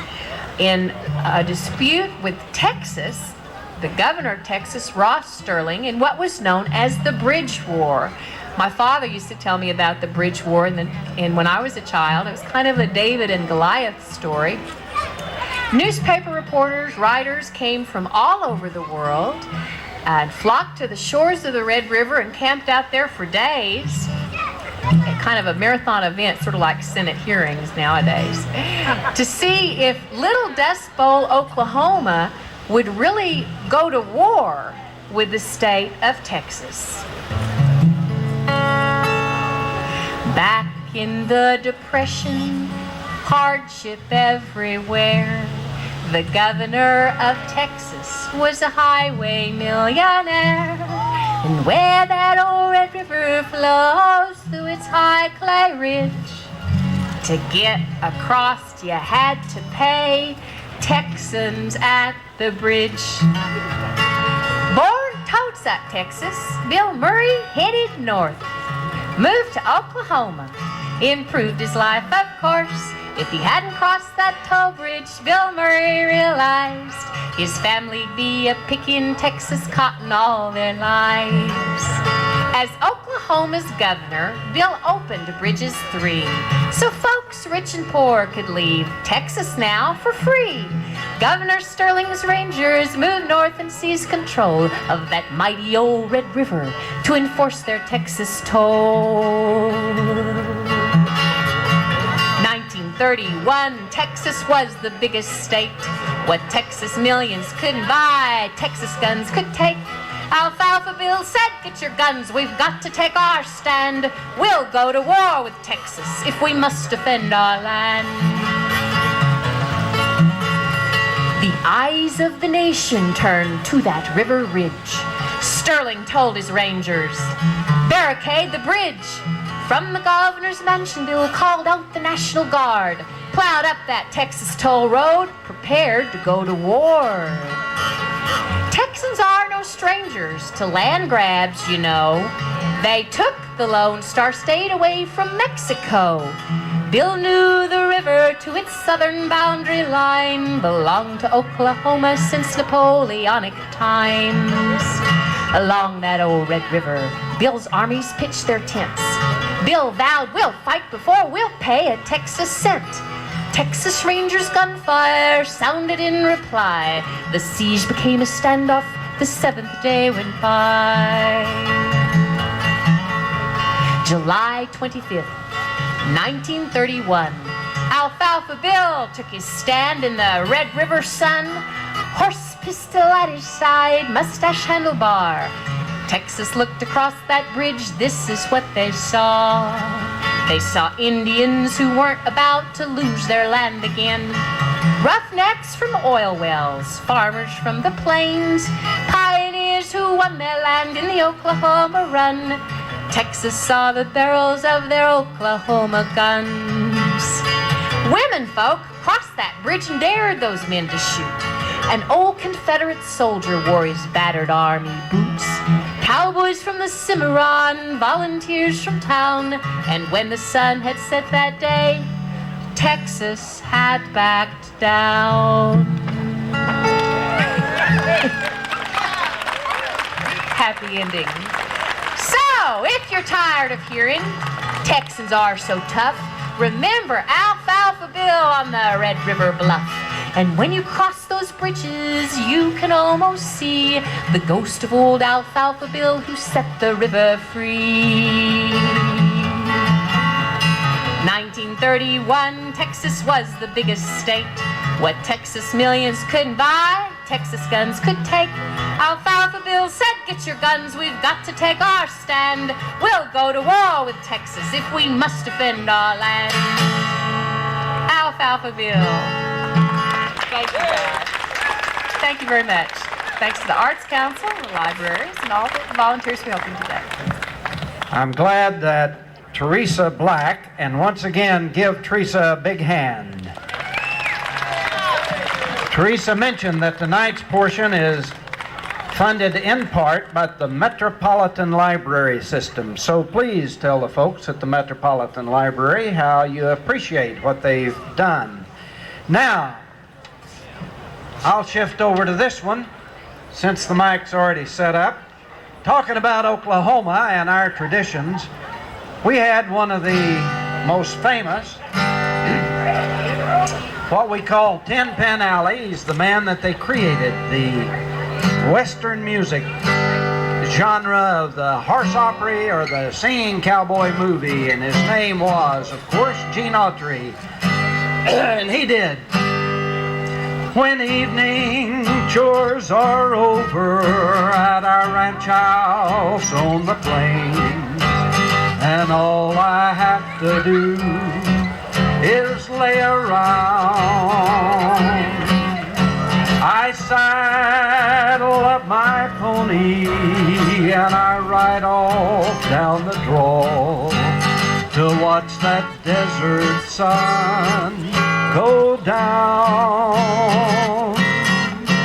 So riding down the canyon as the sun goes down, a picture that no artist e'er could paint.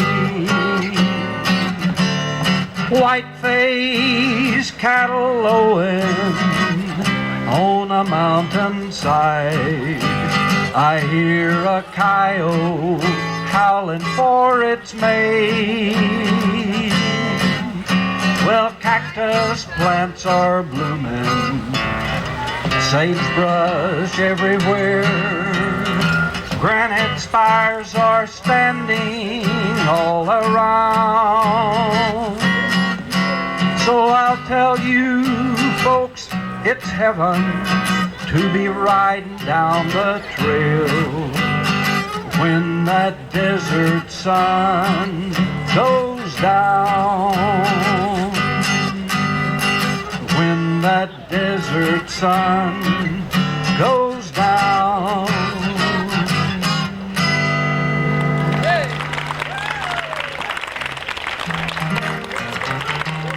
Thank you. Our international dancers aren't quite ready, so I'm going to do 2 or 3 more cowboy-type songs. The cowboy is extremely important to the heritage and culture of Oklahoma, and cowboy music is in itself one of the most important and influential statements of our history that we've ever had. This song was written it was a poem in 1918 and then was set to music by a cowboy out in Arizona a little later. It's been sung all over Oklahoma, all through the West. It's called Sierra Peaks. Well, way up high in the Sierra Peaks where the yeller pines grow tall, Sandy Bob and Buster Jig had a roe deer camp last fall, taking their horses and a running iron and maybe a dog or two. Loudred brand any long-eared calves that come within their view. And any old doggy that flapped long ears and didn't brush up by day got his long ears whittled and his old hides carched in the most artistic way. Then one fine day said Sandy Bob as he throwed his seagull down, I'm sick of smelling burning hair and I allows I'm a-going to town. So they saddles him up and they hits him a rope, thwart no side of a ride. 'Cause them was the days when a buckaroo could oil up his insides. Well, they starts her out at the Kentucky bar at the head of Whiskey Row. They wound up down by the depot house some 40 drinks below. They then sets up, turns around, heads her the other way. I'll tell you the God-forsaken truth, them boys got stewed that day as they was riding back to camp a-toting a pretty good load.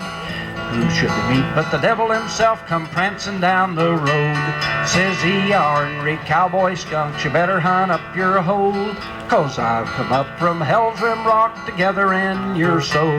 Well, the devil be damned, said Sandy Bob, we boys is kinda tight, but you ain't gonna gather no cowboy souls without some kind of a fight. So Sandy Bob punched a hole in his rope and he swung her straight and true. He lapped it around the devil's horns and taken his dallies too. Now Buster Jig was a riata man with his gut line coiled up neat. He straightened her out and built a loop and lassoed the devil's hind feet. They straightened him out and tailed him down while the irons was getting hot. They cropped and swallow-forked his ears and branded him up a lot. They pruned him up with a dehorn and saw, tied knots in his tail for a joke, and they rid off and left him there neck to a blackjack oak. So if you're ever up high in the Sierra Peaks and you hear one hell of a whale, you'll know it's the devil a-bellerin' around 'bout them knots tied in his tail.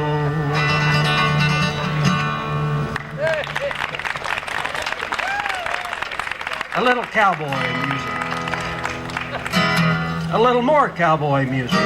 Actually, y'all have been sitting there and you can sing along with me on 2 or 3 of these. It's something like, I drove a herd of cattle down from old Nebraska way.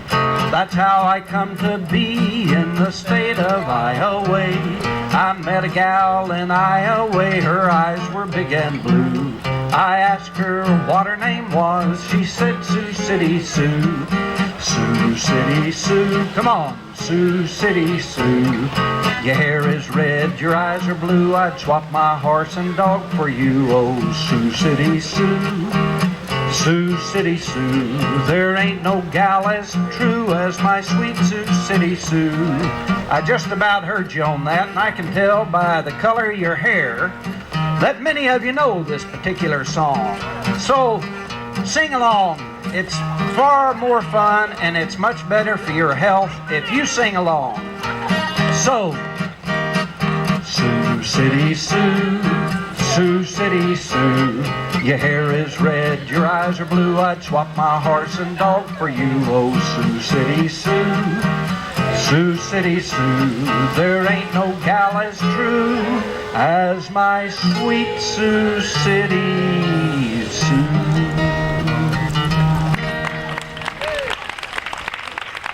A few more minutes before they get here. Once again, we want to point out that we do have cassettes and CDs available, not only over here, but tomorrow in the big sales tent. And you'll find music a lot of the performers. You'll find Woody Guthrie tapes, Lead Belly tapes. You will even find a collection of cowboy songs that I put together for the Smithsonian Institution that was just released this past month. I think probably the greatest collection of cowboy songs ever put together. I say it because I did it for them. But another cowboy song. Take me back to my boots and saddle.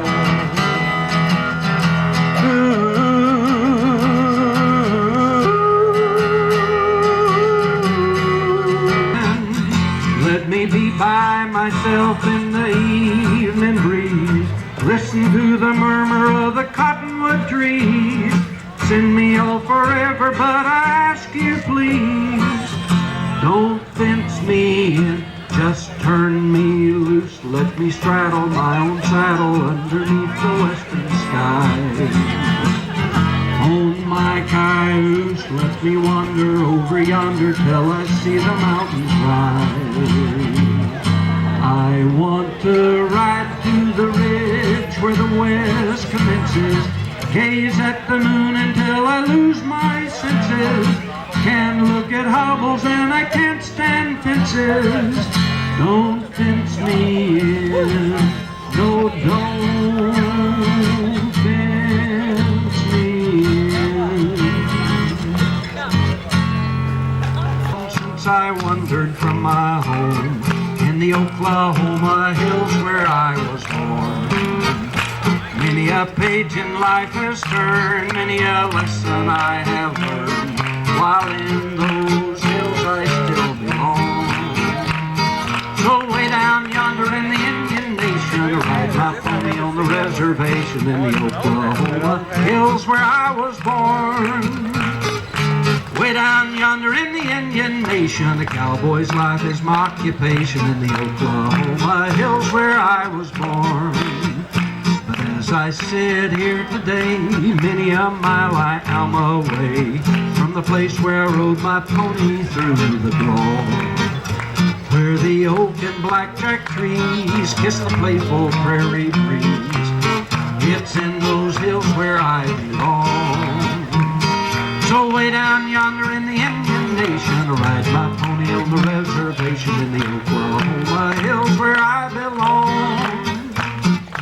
Way down yonder in the Indian Nation, the cowboy's life is my occupation in the Oklahoma hills where I was born. Give a big hand to Gilbert Anderson, who's been entertaining us all evening.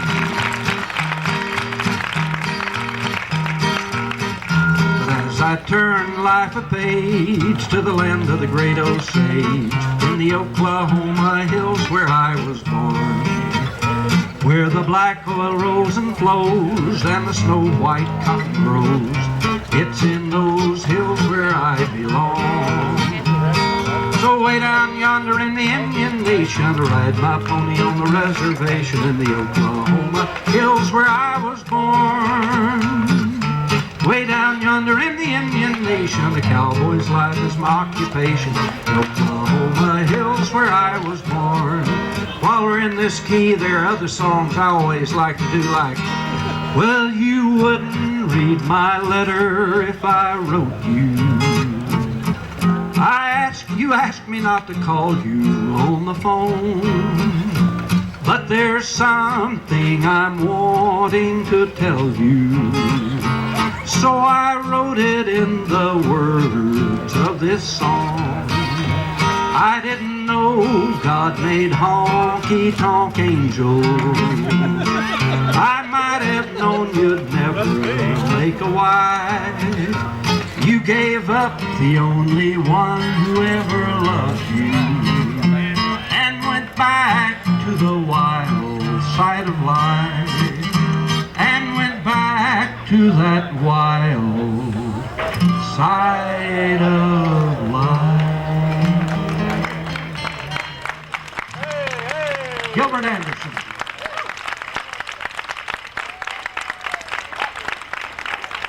I'm Guy Logston. I'll be hosting some of the stages, and the Logston Family Band will be up later this evening.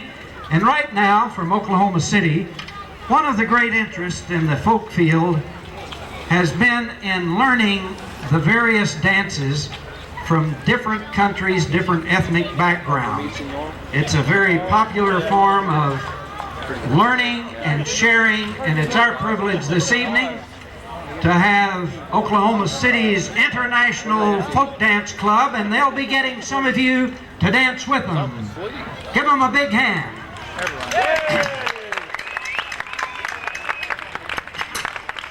Said it'd take just a minute here.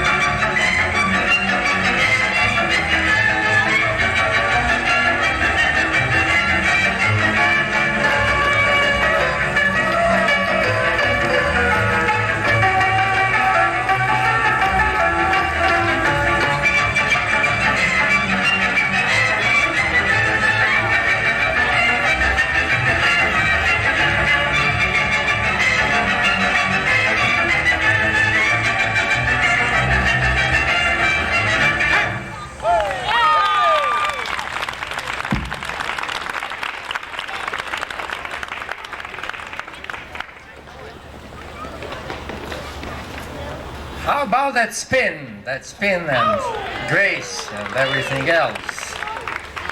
Well, we'll have something less flamboyant next, but nevertheless nice. It's a Russian dance called Bielolitsa Kruglolitsa. It's a choreographed dance for stage, means white lace.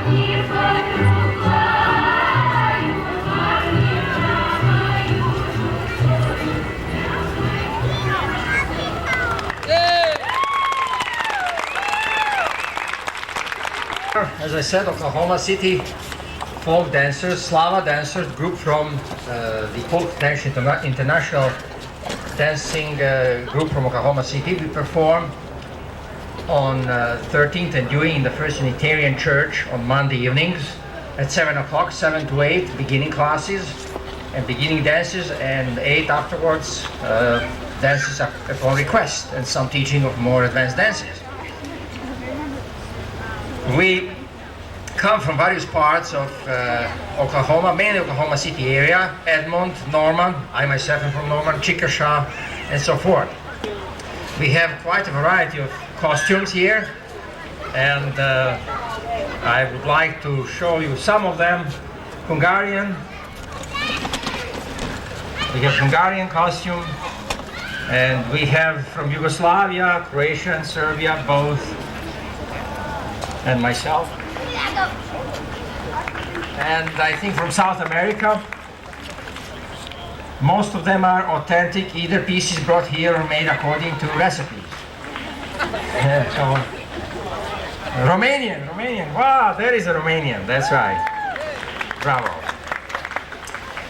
Well, the next dance is a French dance, it's a bourrée, and it's a couples dance, and you will see it's a quite entertaining dance.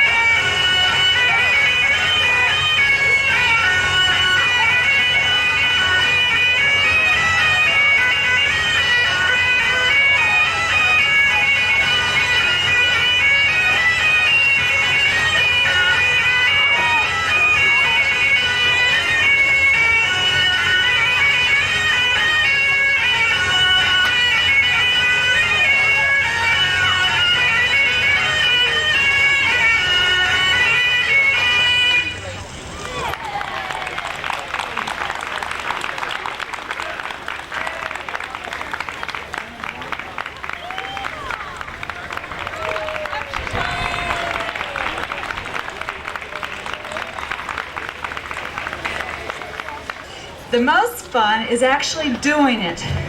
And we know that you've been sitting there for a while, and it's time for you to get your blood circulating and try, it's cold, and try out some dances. These are very easy. Step, close, step. Okay, now, let's see if you can just sort of circle around and go the other way. Same footwork.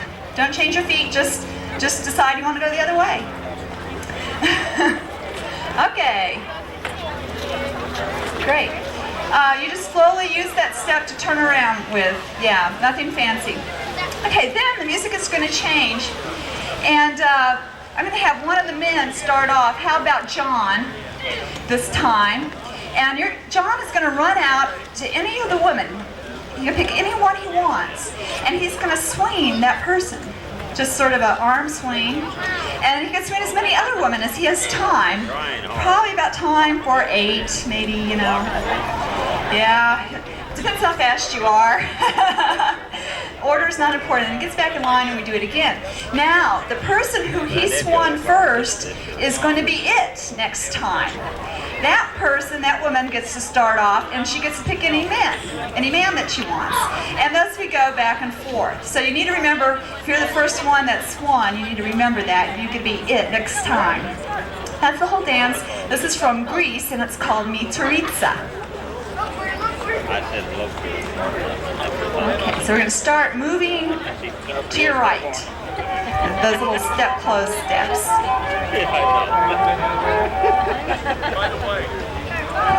And go. Step close, step close, step close. Keep going.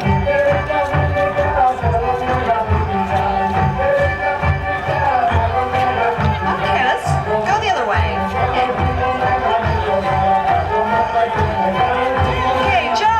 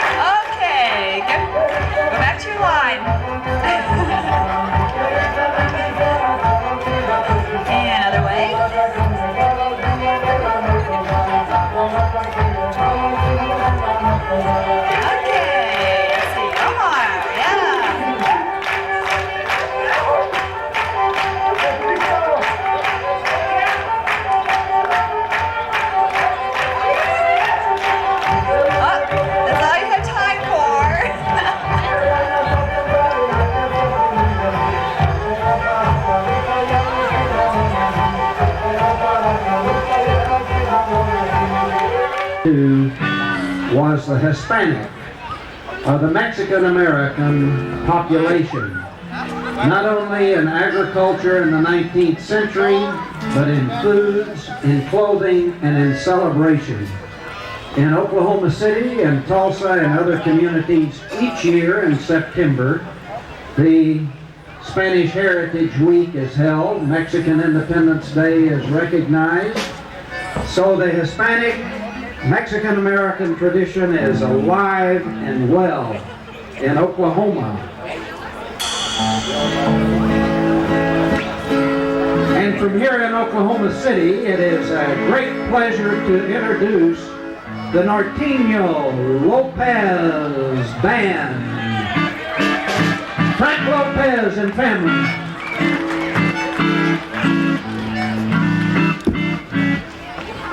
Bienvenidos, welcome.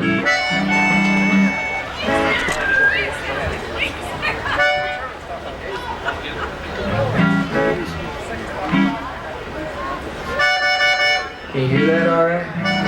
All right.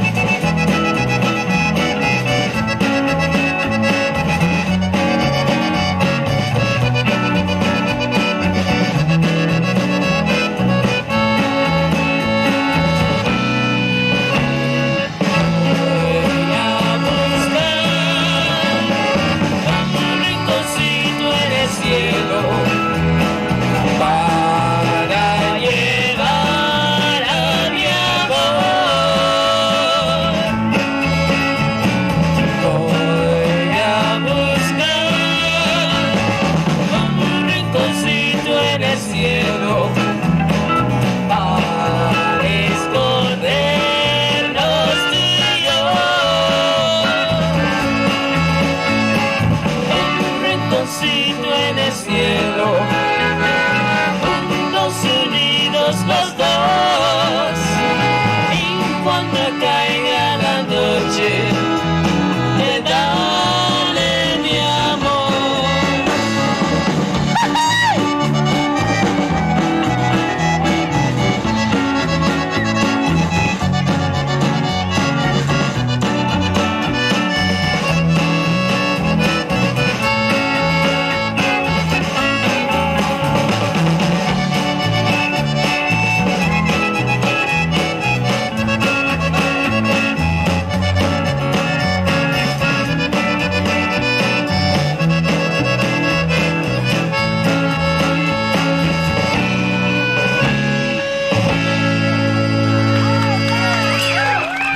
Thank you very much. Muchas gracias. We are the Norteño Lopez family band. On the bass is my father, Frank. My mom says it's all his fault. On the guitar is my brother, Louis. He's the oldest. The back is my brother, Michael, and my brother, Philip. And my name is Gina, and we hope you enjoy our music.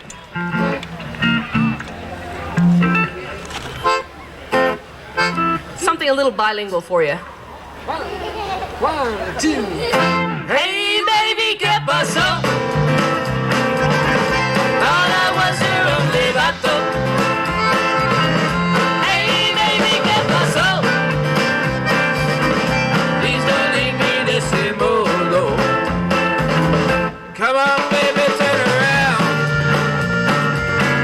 Let me see your pretty blue eyes. Don't you know that I love you?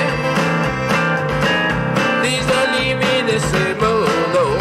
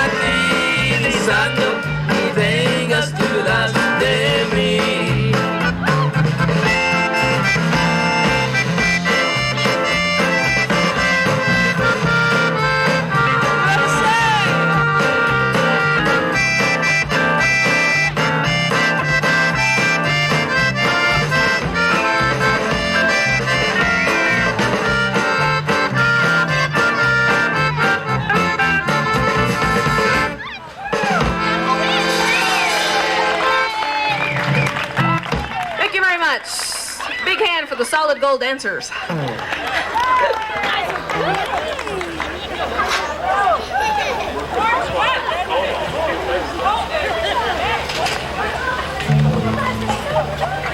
And now we're getting warmed up.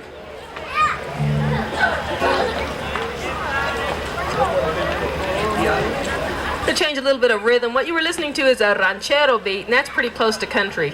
This next thing we're playing is probably, it's a different rhythm, and it's pretty close to a cha-cha. It's a cumbia in Spanish. Well, it's a fast bolero. It's a fast bolero.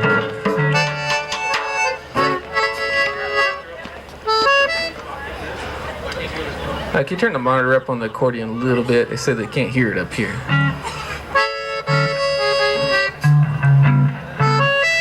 Ready? Here we go. 1, 2, 3.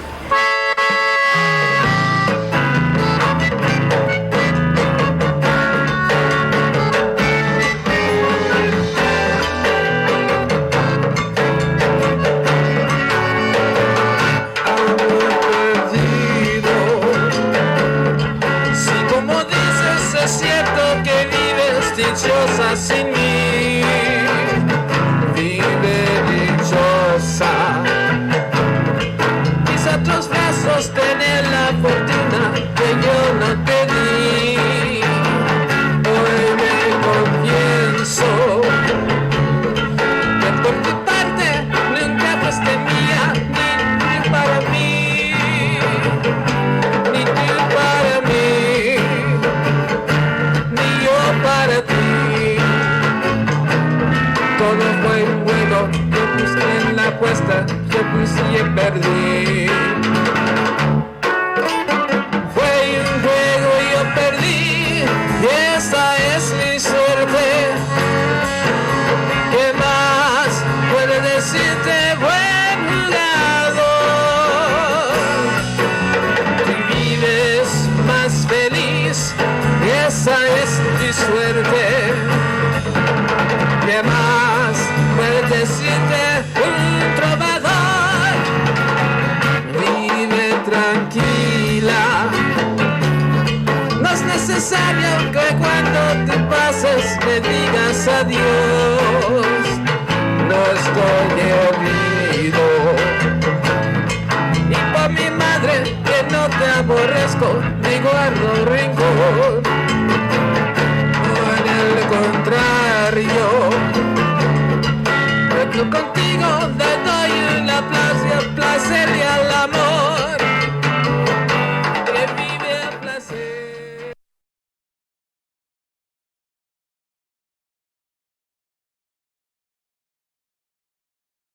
Where you learned it from? And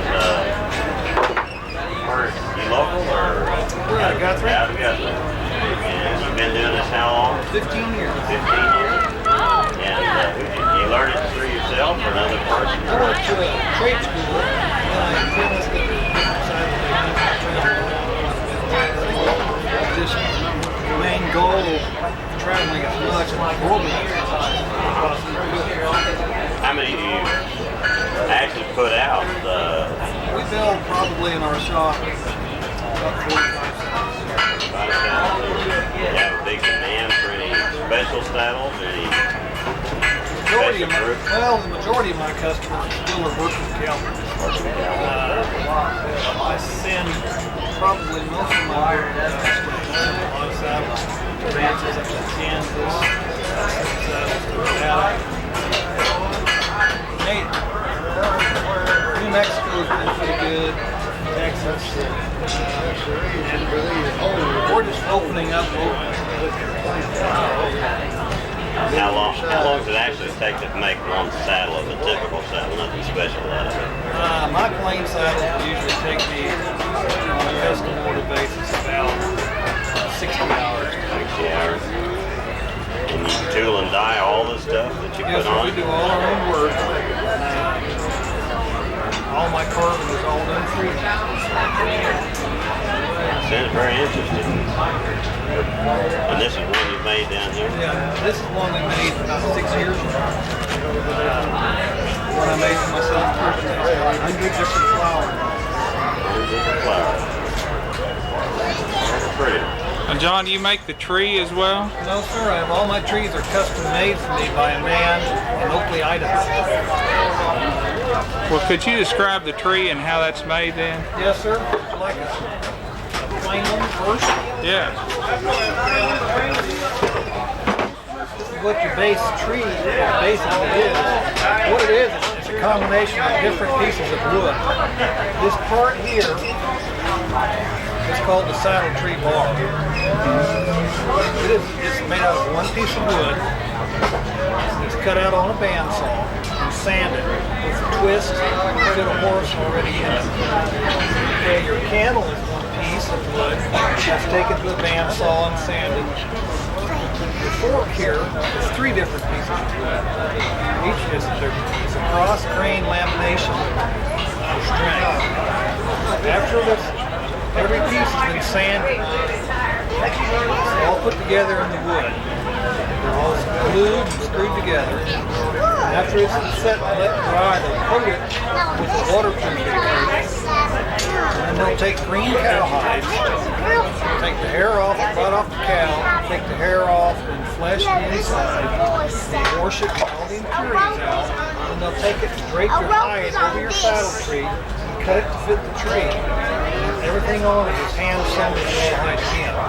When it dries just like a piece of iron. When it dries along this edge of this bar right here, just like a piece of pipe. That's where your tree gains all its strength. The horns are generally made out of, they're usually a cast.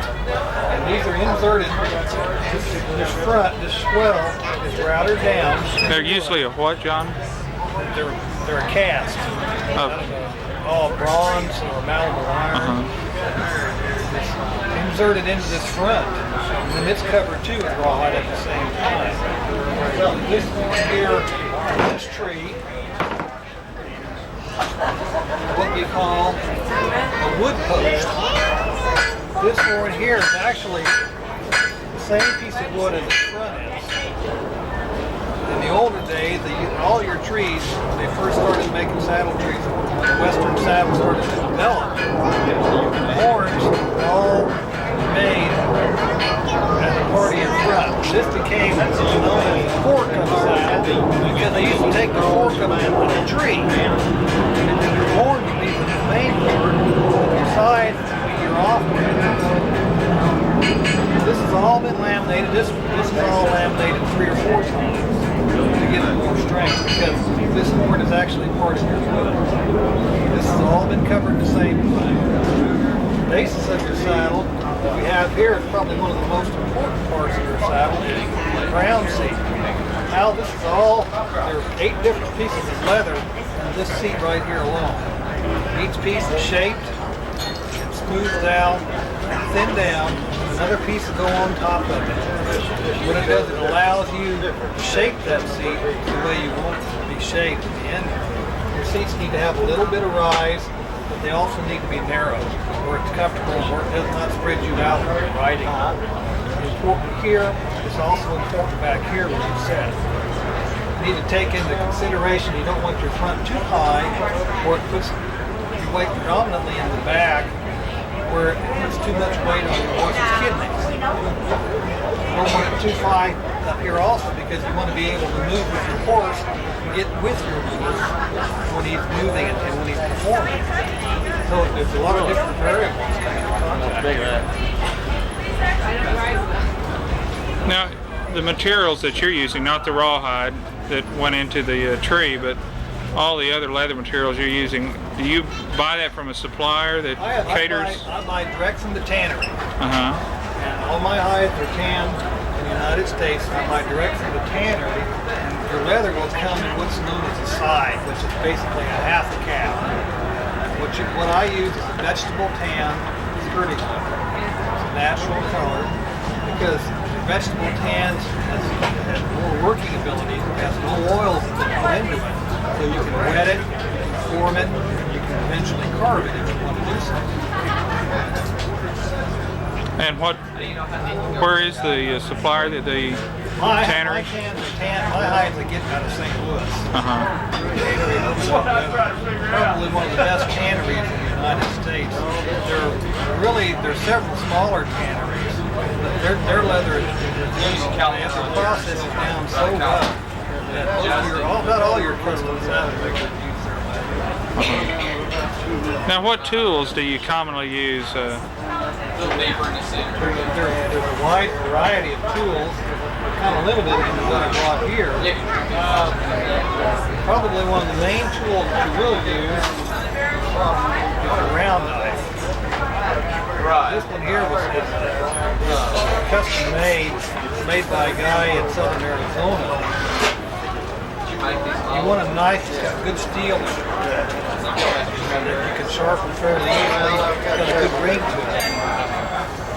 It's tempered good. Take an edge and pull the edge. You use a knife.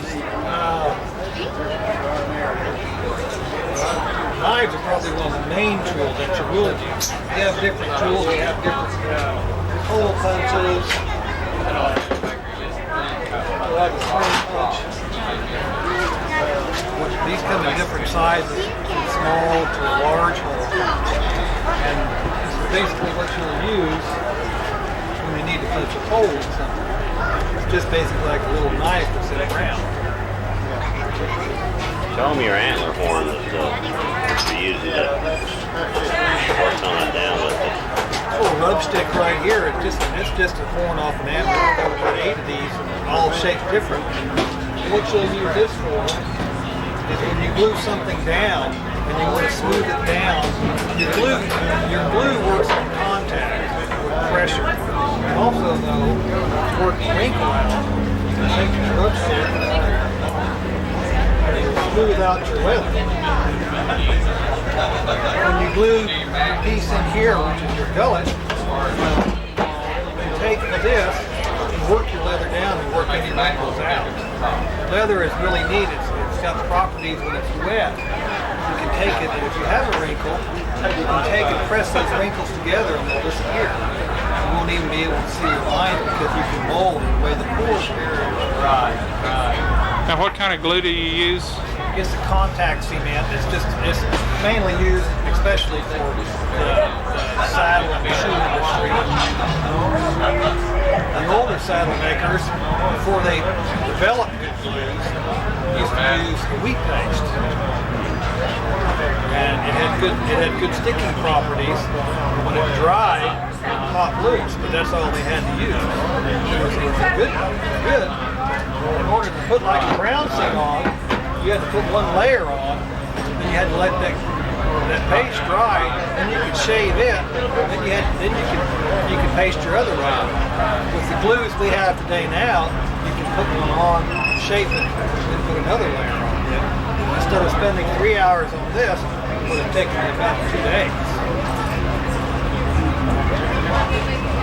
Now, how many hours would you guess that you spend on the average fairly plain saddle? About 65 hours for a plain saddle. It becomes a matter of, I really try to make everything fit. I take into consideration eye appeal. Because when you first look at a saddle, you've got to catch your eye first. Before you even want to look at the buy a saddle. If there's a line that's not right, you don't know it, but your eye will catch it. And that's probably one of the most important things to consider when you're drawing out your patterns and the shape of your leather, your skirts, or any other leather parts that you want. If you want eye appeal, you want to catch your eye and your lines have really got to flow. Now, how long is the average saddle maker's day? It depends on how much time you spend on the telephone. Probably, I get into my shop about 8 o'clock and leave probably about 6:30 or 7 every day. And then when I get pretty well rushed, I'll spend probably 14 to 16 hours a day on my shop. Well, we appreciate it. You're more than welcome. More than welcome. Is that still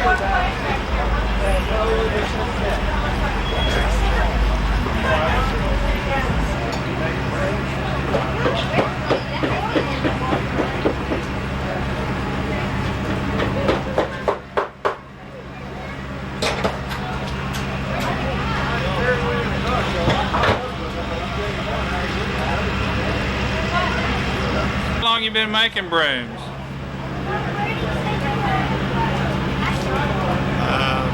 Since I was 14 years old, that's about 66 years. Is that right? Now, are you originally from Davis, or?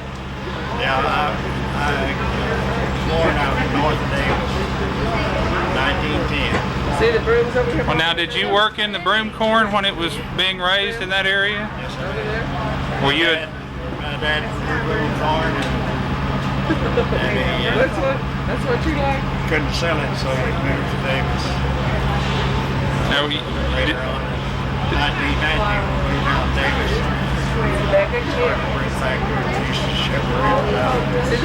Did you actually work as a Johnny back in those days? Yes, I did. And later on, too. I run a broom corn cedar. They still sell them in the grocery store? The harvest broom corn. Right. A bit later than that, I had a tractor. Now, where do you get your broom corn nowadays? Mexico. What part of Old Mexico does it come from? Upper part.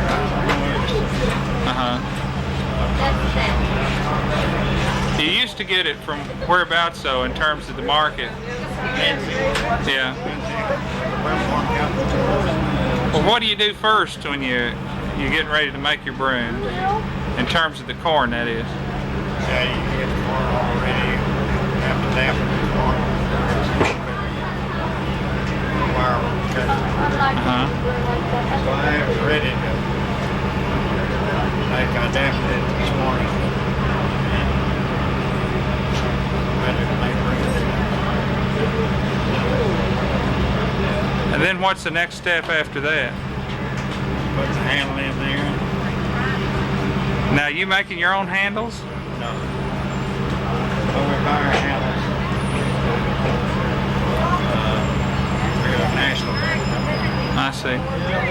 We used to order them. We would make a lot of brooms back in the early days, 30s, 40s. We ordered carloads of broom from the state of Washington. Is that right? They made them out of fur. A whole carload? Yeah. How many people were working in it? We had about 15 working here in Davis. And how long would that We last? shipped them out 25 years, I guess. Oh, I see. We shipped them out with a carload. I did have some pictures of loading the car about 250 days. Well, now, what is this device for here? This is for sewing. Nice and flat and sewing.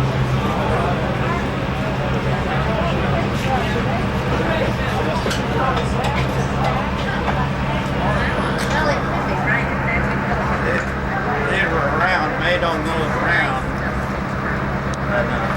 Right here.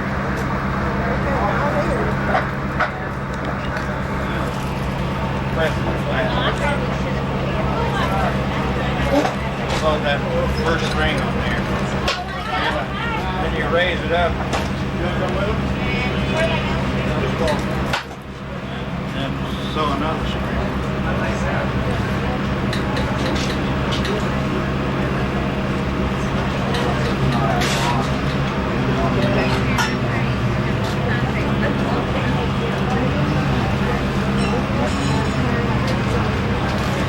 Eye is in the middle, and sharp on both ends. You don't have to turn it over.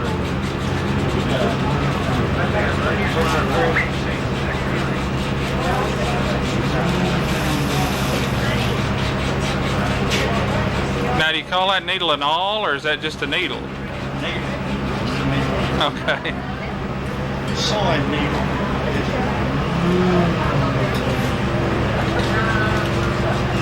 That's the same way you do when you have a electric stitch. You wrap it around just like that. You push it in. and it has 2 needles. Start. But that's the way we had to do it before we had electricity.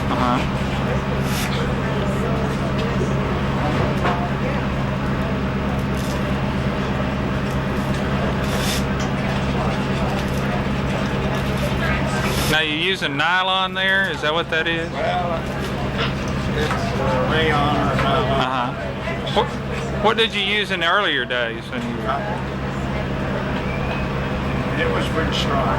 I'm not sure about this. It's softer. Quite a bit softer. Yeah. I think this is softer.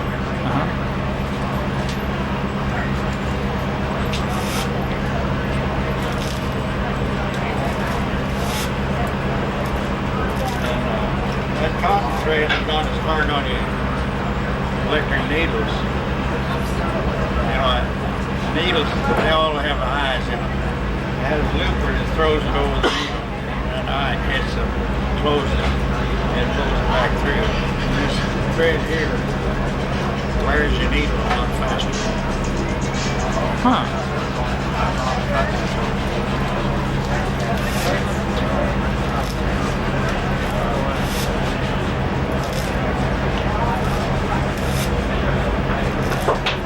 But it has the same, it does the same thing. 2 needles. It goes over and under. Right. This needle goes under and over. And this needle over here goes under and over. Now those pads you're wearing, is that what they're called? Or they have a special name? Cuffs. Cuffs, okay.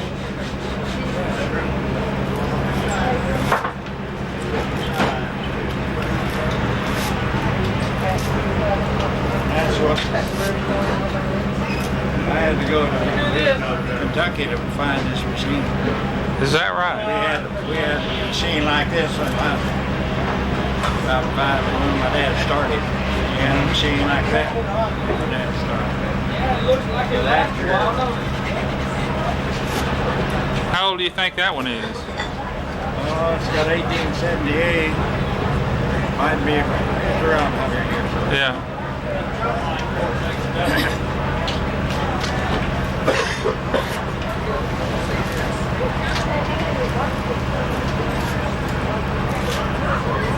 Now, what would a broom maker make back in, say, the 20s and 30s? Well, I made like this. I make 16 dozen a day during the Depression days. 16 dozen. 16 dozen? I got 36. Wow. Well, I guess that was. I'd make before. That was pretty good money during the Depression. Yes, I imagine. Between $4 and $5. Yeah. But I ordered a lot. Especially that part of the country. I didn't sew them. I just made them a while. Yeah. And the fellow that sewed them had an electric machine, and he'd sew about 30 dozen a day. He got paid by the piece, by the dozen. And I mean, made it. Those whisk reels, I can make 20, 25 dozen a day. I got 15 cents a dozen. Now, did the quality of the broom corn change when it wasn't made locally anymore? Wasn't grown locally? Quality changed. I mean, could you tell the difference significantly? When we had broom corn out in Lindsay, it was a lot better quality. Yeah. New Mexico. That's kind of a dwarf. How tall would that be in the field, roughly? 8 or 10 feet. And in the old days, around Lindsay and so forth, how tall would it be? 8 or 10 feet. So that would grow a little taller. Down in Old Mexico, probably. I see. There is. You can plant a field of broom corn on one side of the fence and plant it on the other side of the fence. You'd have 2 different grades of broom most of the time. It's on how thick it's planted and how much rain comes on it and different things like that. Now, when you worked as a Johnny, do you remember about how long a day that you'd work? How many hours, maybe? 10 hours maybe. Did you really? Yeah. That's a long day for that, isn't it? We didn't have any breaks either. Yeah. We didn't have any coffee breaks. Did they feed you in the field when you were? We worked 10, 15 cents an hour. 10 hours a day. I kind of describe that. What did you do first? You cut it first, or? Well, of course you cut it. You pick it up one head at a time. You have a Johnny knife. So what to do, you go in there and it's standing up so tall. And you break it over and lap it over each other like this. And the heads stick out on each side of this table. The fellow walks along and he breaks it behind him. Makes this table, sticks out on each side, and you go along the side and pick up a head at a time, cut it, and lay it on the table. And it dries on there for a day or two. Then you take it in and run it through the cedar, and it takes all the seed off. It takes 20 men and straightening it up.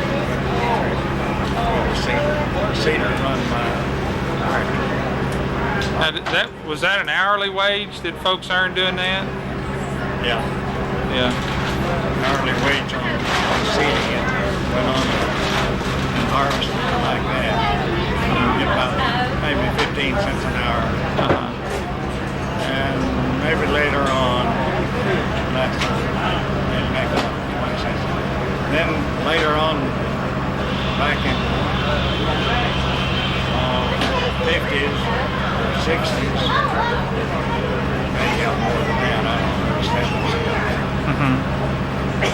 I started working back out in Tinker Field, but I had a broom shop on the side. I made brooms for TGNY.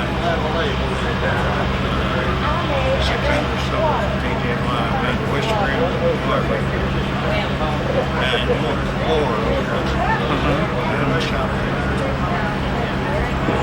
Now, what kind of wire do you use here? We use 18 gauge wire. Is that pretty much what they always used? Is that pretty standard? It's a tan wire. I guess it's pretty much sealed. Not real sealed. Now, you made whisk brooms, and you made what other sizes did you? Whisk brooms. House rooms, warehouse rooms. Is the warehouse the largest one then? This is not sold.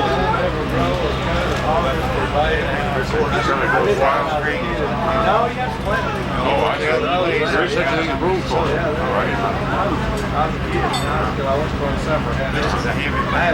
36 pounds. Oh, Right.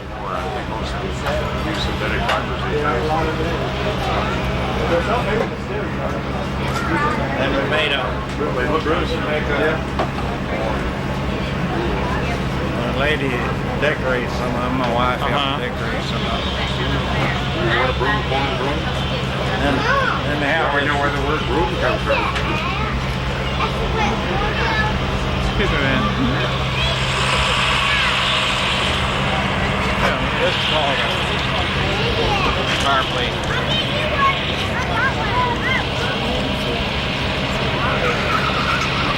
Now, you selling a lot of those nowadays? You suppose folks are mainly using it for decoration, or you think they're using it? They're just hanging. We got a couple of sweet baskets.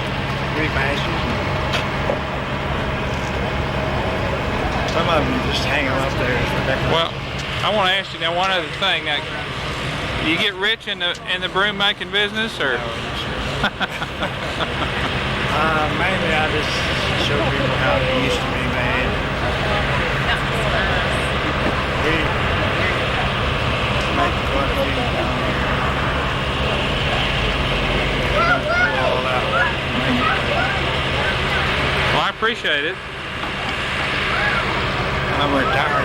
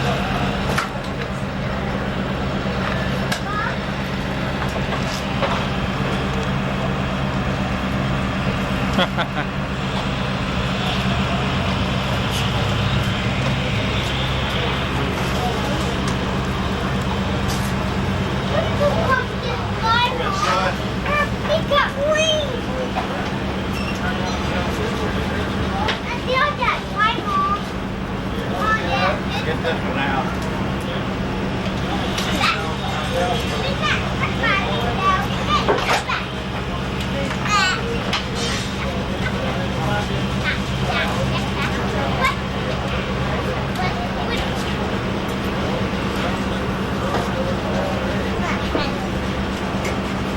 Now tell me again, Mr. Price, what's this machine called? Is this a horse?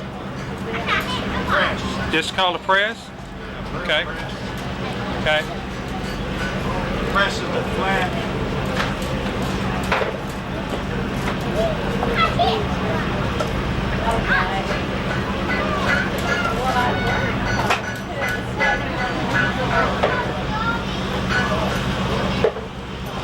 So impressed.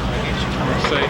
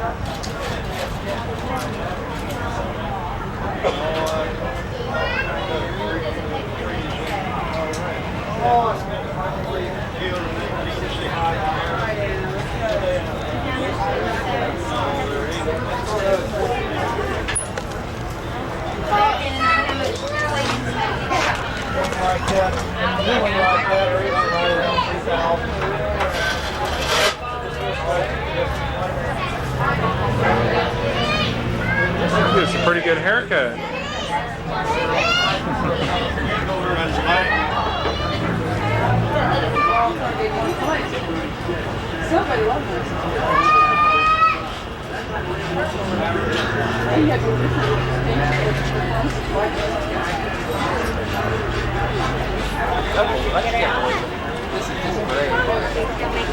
Oh, you're taking pictures? Fiddles and violins and whatnot. Since 1958. Wow. 32 years, 33.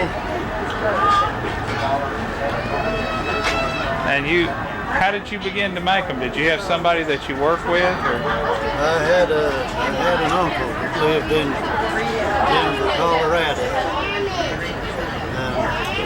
He took up the violin making as a hobby, and he interested me in it. So he helped get me started. But I got a lot of information from the public library. Now, were you a fiddle player in those days? No, I was not. I played clarinet.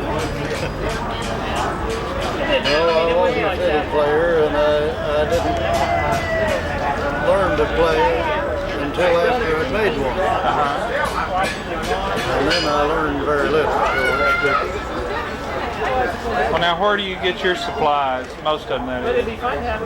Well, maple, the curly maple that I use was cut by my uncle approximately 50 years ago. Is that right? Now where did he cut it? In southern Illinois. Uh-huh. This tree grew in Wayne County, Illinois. My uncle cut the tree and processed it into over 600 pieces for violin. And I'm still using off of that same tree. Are you really? Now, did he actually saw it, or did he split it? Do you know? He had it sawed up.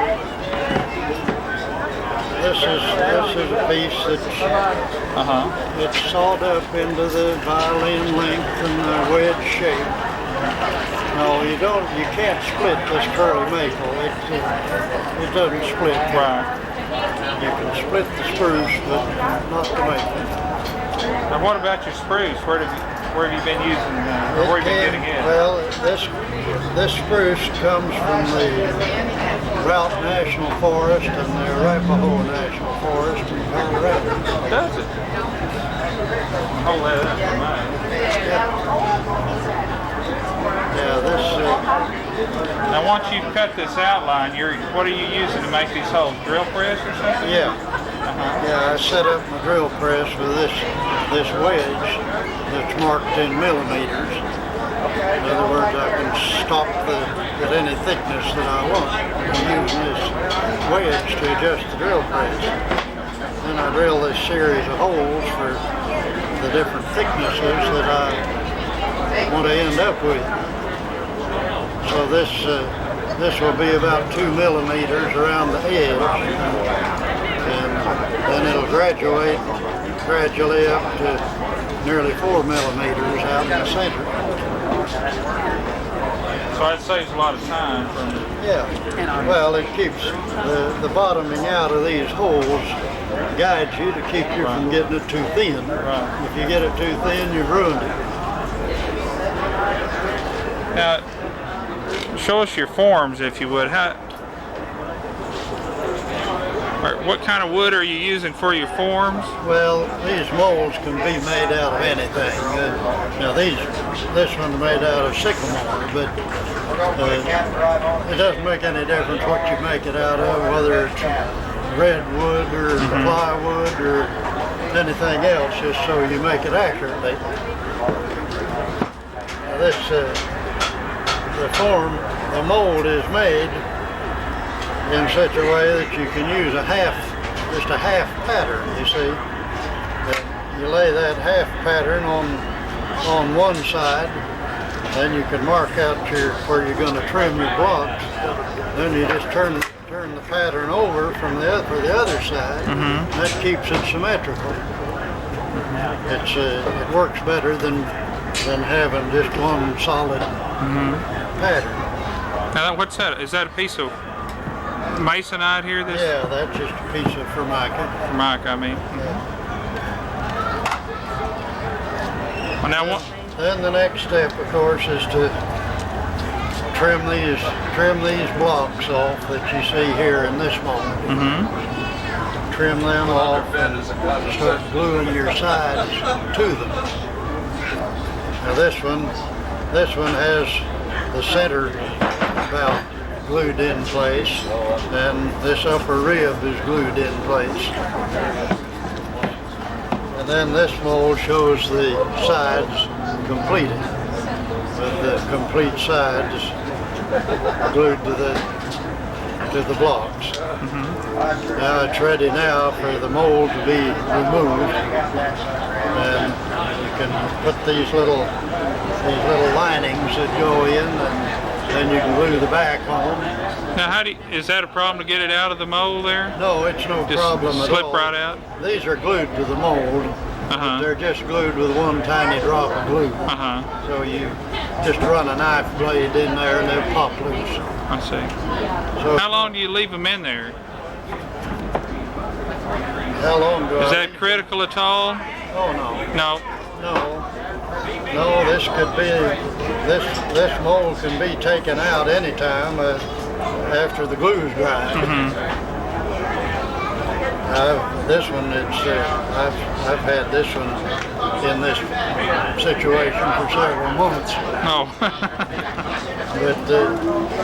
but it's ready now to move the mold and get the back glued onto it.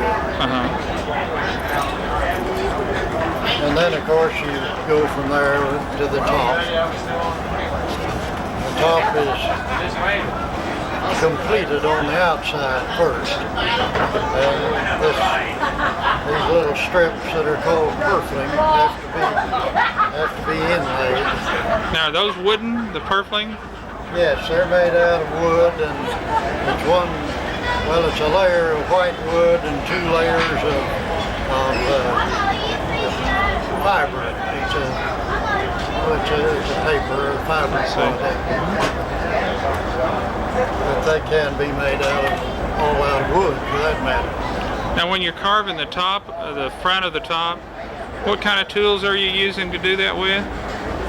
Well, you use these, what they call a hook knife, mostly.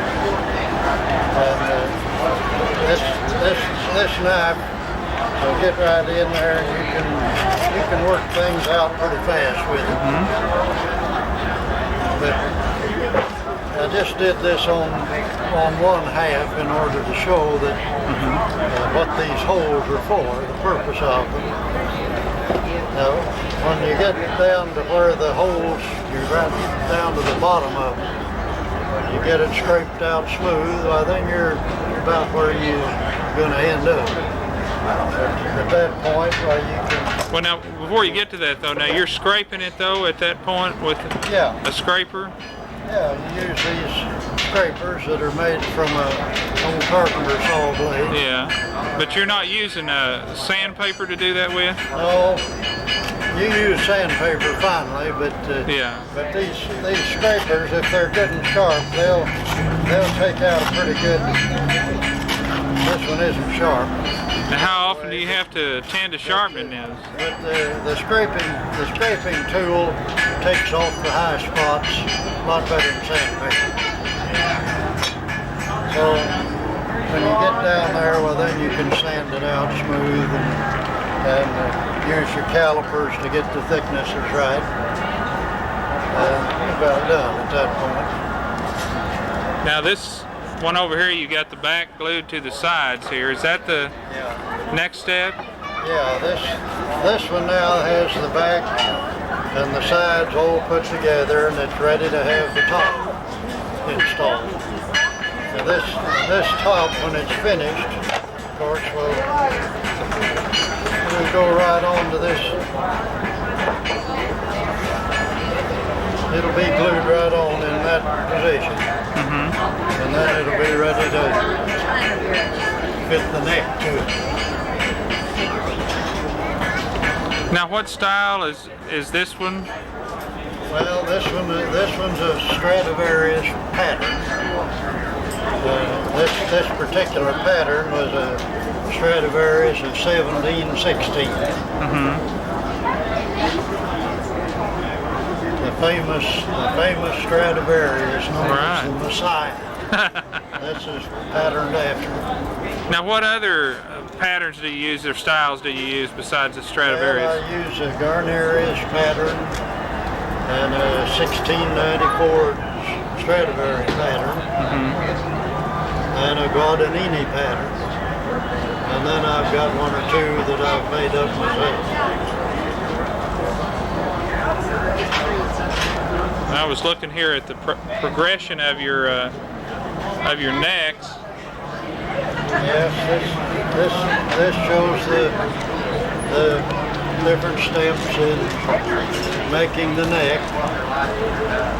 We bandsaw this neck out using a template such as this to lay it out. Lay that neck out on both sides, bandsaw it out first. Then from that you can set it up and drill these poles, which will hollow out the peg box.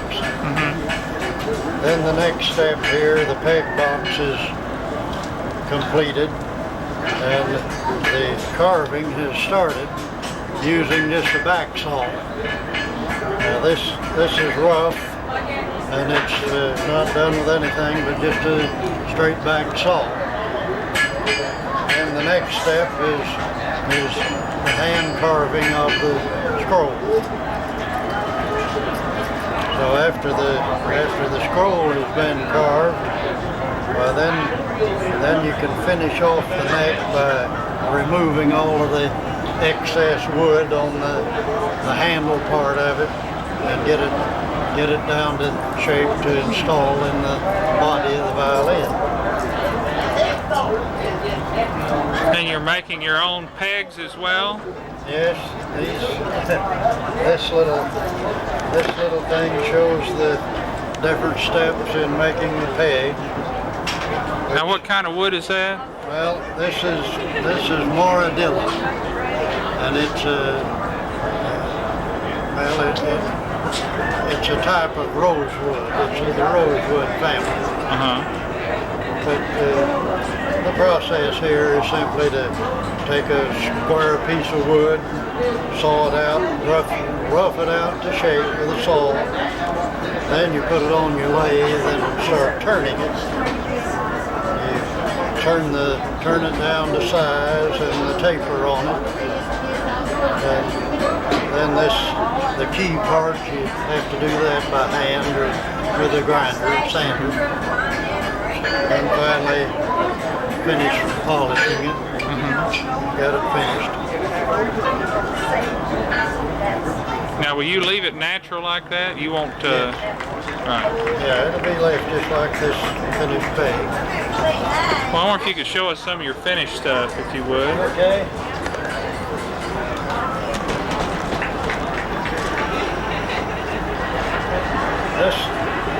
This violin is made off of the same pattern as this one.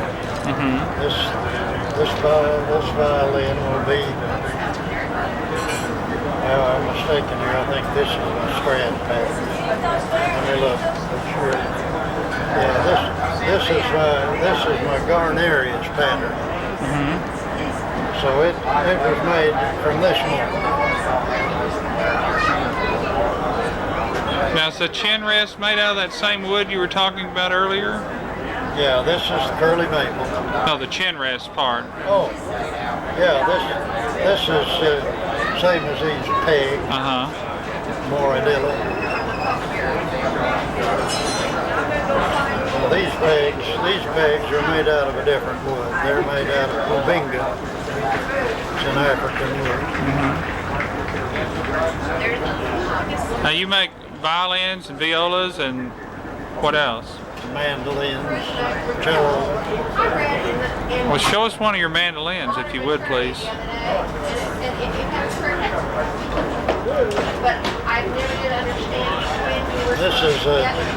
This is a mandolin. It's called a bluegrass mandolin, and it's patterned after the Gibson, the model F5. But it's not a true pattern. It's a pattern, but it's not made exactly or identically to the Gibson mandolin. This one doesn't have the little celluloid banding on it that to some folks looks a little gaudy anyway. But it's made out of the same wood as the violin. It's curly maple on the back and spruce on the top. Now you're also making your own bows, is that correct? Or? Yes, I make my own bows.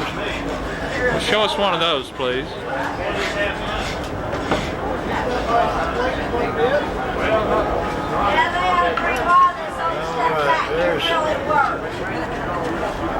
The stick part of the bow is made out of Pernambuco wood. And and it grows. It comes from the state of Pernambuco in Brazil. Very hard wood. It seems to be the best wood for bow making that they've ever come across. Now, is that expensive? Yes, it is. It's quite expensive. Just a rough stick for a good Pernambuco bow now can cost you as much as $200. Oh, really? Just for the rough piece of wood. Well, now, do you get that already rough cut when you're purchasing it? Well, it comes in a plank. I see. It just comes in. You can buy it in planks, or you can buy it in just a rough stick, a size to make a bow with. But it'll cost you a good Pernambuco stick now around $220. Wow. The frog on this bow is made of elephant ivory, which is a no-no nowadays. But, Well, that's an old one then, huh? yeah, that's, well, matter of fact, I bought this ivory in Hong Kong. Oh, you did? Probably been about 20 years ago. So I had enough out of that elephant tusk, or about a piece of a tusk, to make it. Well, I made probably 20 or 25 frogs out of it. Now, one of your better bows, not necessarily this one, but just one you think is a good bow, would sell for approximately what? This one I've got priced $500. And that's a very low price for a good stick and an ivory frog. Back in the eastern states, they'll sell for around $2,000. Well, whoever buys that one for $500 gets a bargain. Now, one of your better violins, about what do they bring? Well, they run most of them $1,500. I've got a couple there that are $2,000. The violas are $2,500. And cellos are? I don't make any more cellos. I've made 8, and I don't think I'll make another cello. Where do you get your curly maple? My uncle cut the tree up in southern Illinois about 50 years ago. Okay. And I'm still using all of that. It's hard to find now. Yeah, it is. And it's getting expensive. A piece of wood like that now at the Luthier Supply run about $75. What are you up to? It's 27-17 Colorado. Colorado just got a touchdown, about 9 seconds left. Gonna win that dollar from that old boy.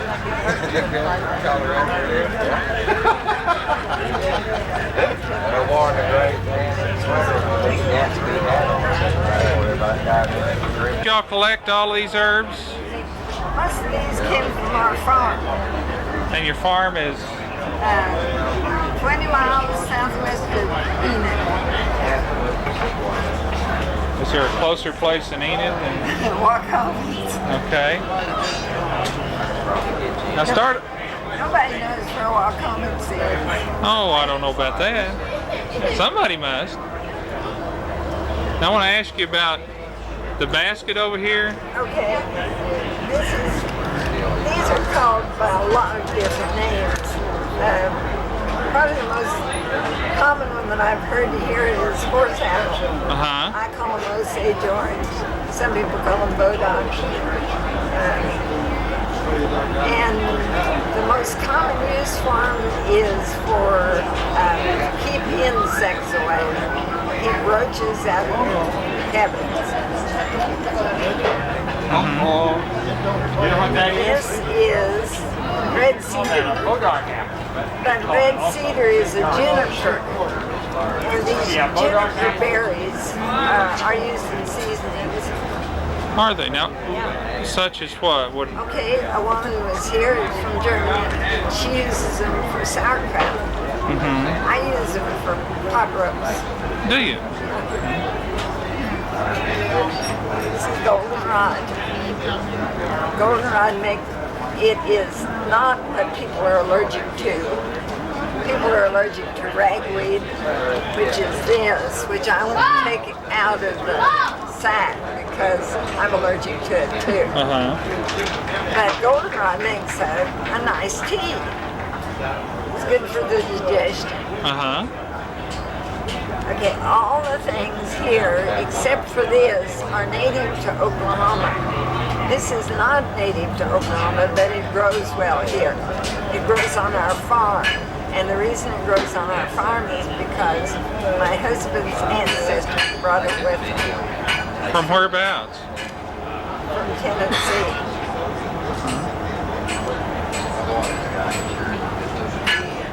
And behind that you have horehound candy? Yes, this is horehound candy.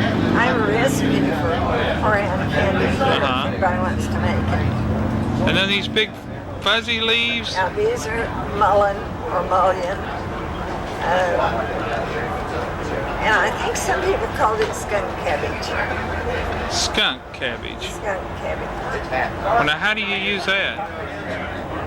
Well, the way the American Indians used it was that they put it inside their moccasins to keep their feet warm. It's also used, you roll up the leaf. This is very soft, very fuzzy. You roll up the leaf and dry it and smoke it for asthma. Is that legal? People do it, I guess. I guess it must be. This is bergamot.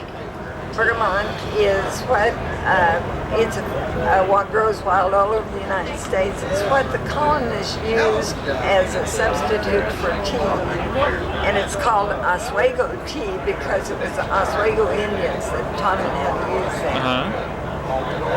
This is mulberry leaves. This is mulberry jelly. I make mulberry jelly. This is sage. It's used for seasonings, but the reason that sages who are supposed to be intelligent are called that is because this is supposed to improve your memory. Sage tea is supposed to improve your memory. Really? Want to know about this? Please. This is bindweed. Bindweed is an alien. It did not grow. It does not grow in the United States, or didn't grow in the United States. It was brought here by the colonists. The reason it was brought here is because it must be a very effective laxative. Now you haven't tried that, have you? No, I haven't tried it. I'm not going to try it. These are wild cherry leaves. Wild cherries are little tiny cherries, just about as big as the end of my finger. They make delicious jam.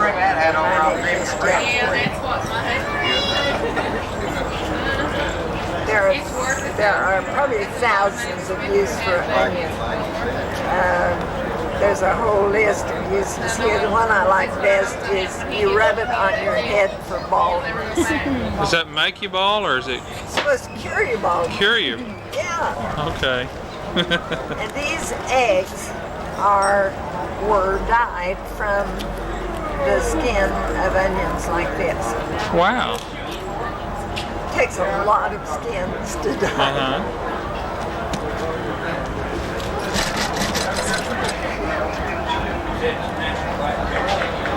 This is this is pokeberries.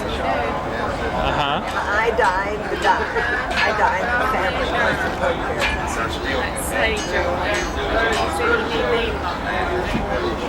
These are devil's claws. They're actually last year's devil's claws. It was so dry this year that we didn't have it. Tell Dad that.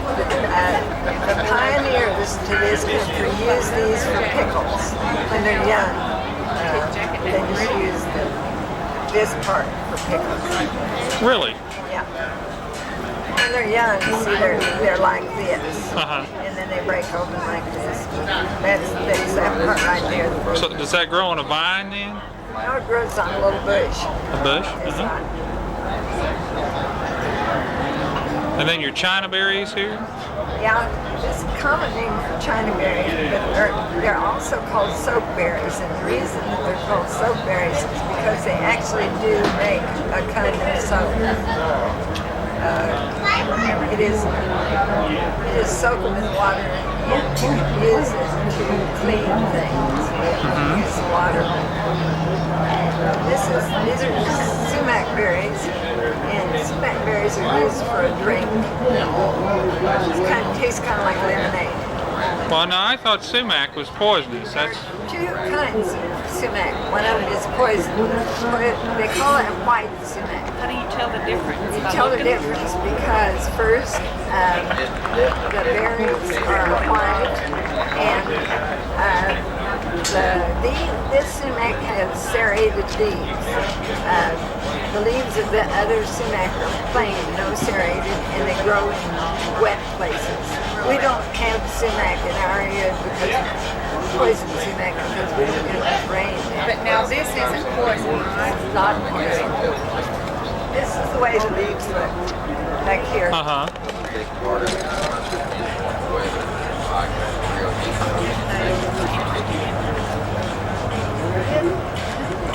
Probably the most interesting, I think the most interesting plant that I have back there is the one in the corner. Pigweed is a very common weed here, but that one has come in just recently, and it's amaranth, and amaranth is used in South American countries for a flower. And somebody just told me that you can buy amaranth as a flower. It costs about $10 a pound. Wow.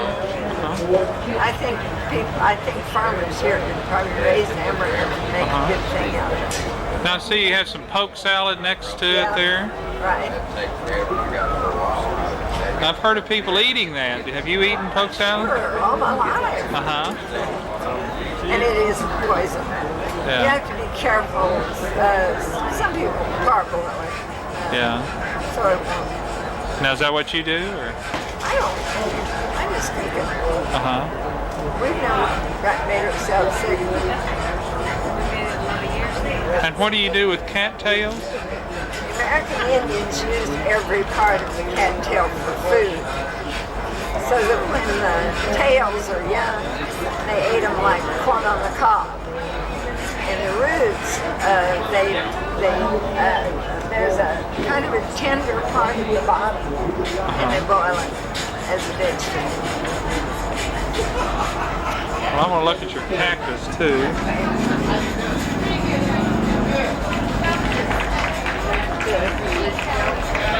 Two things that cactus are used for food is the pads are used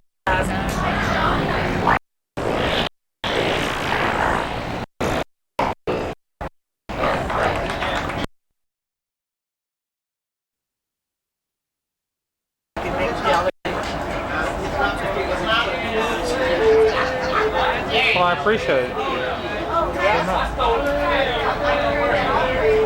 I don't see any Johnson grass. I don't know of any worthwhile use for Johnson grass. There probably is, I just haven't heard of it. Well, I just wondering why everybody raises so much.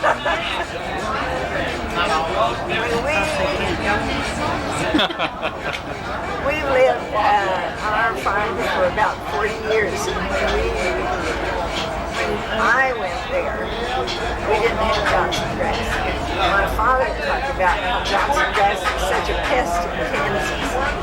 So it's just been about the last 30 years that Johnson grass has been. Same way with vine. Well, thank you.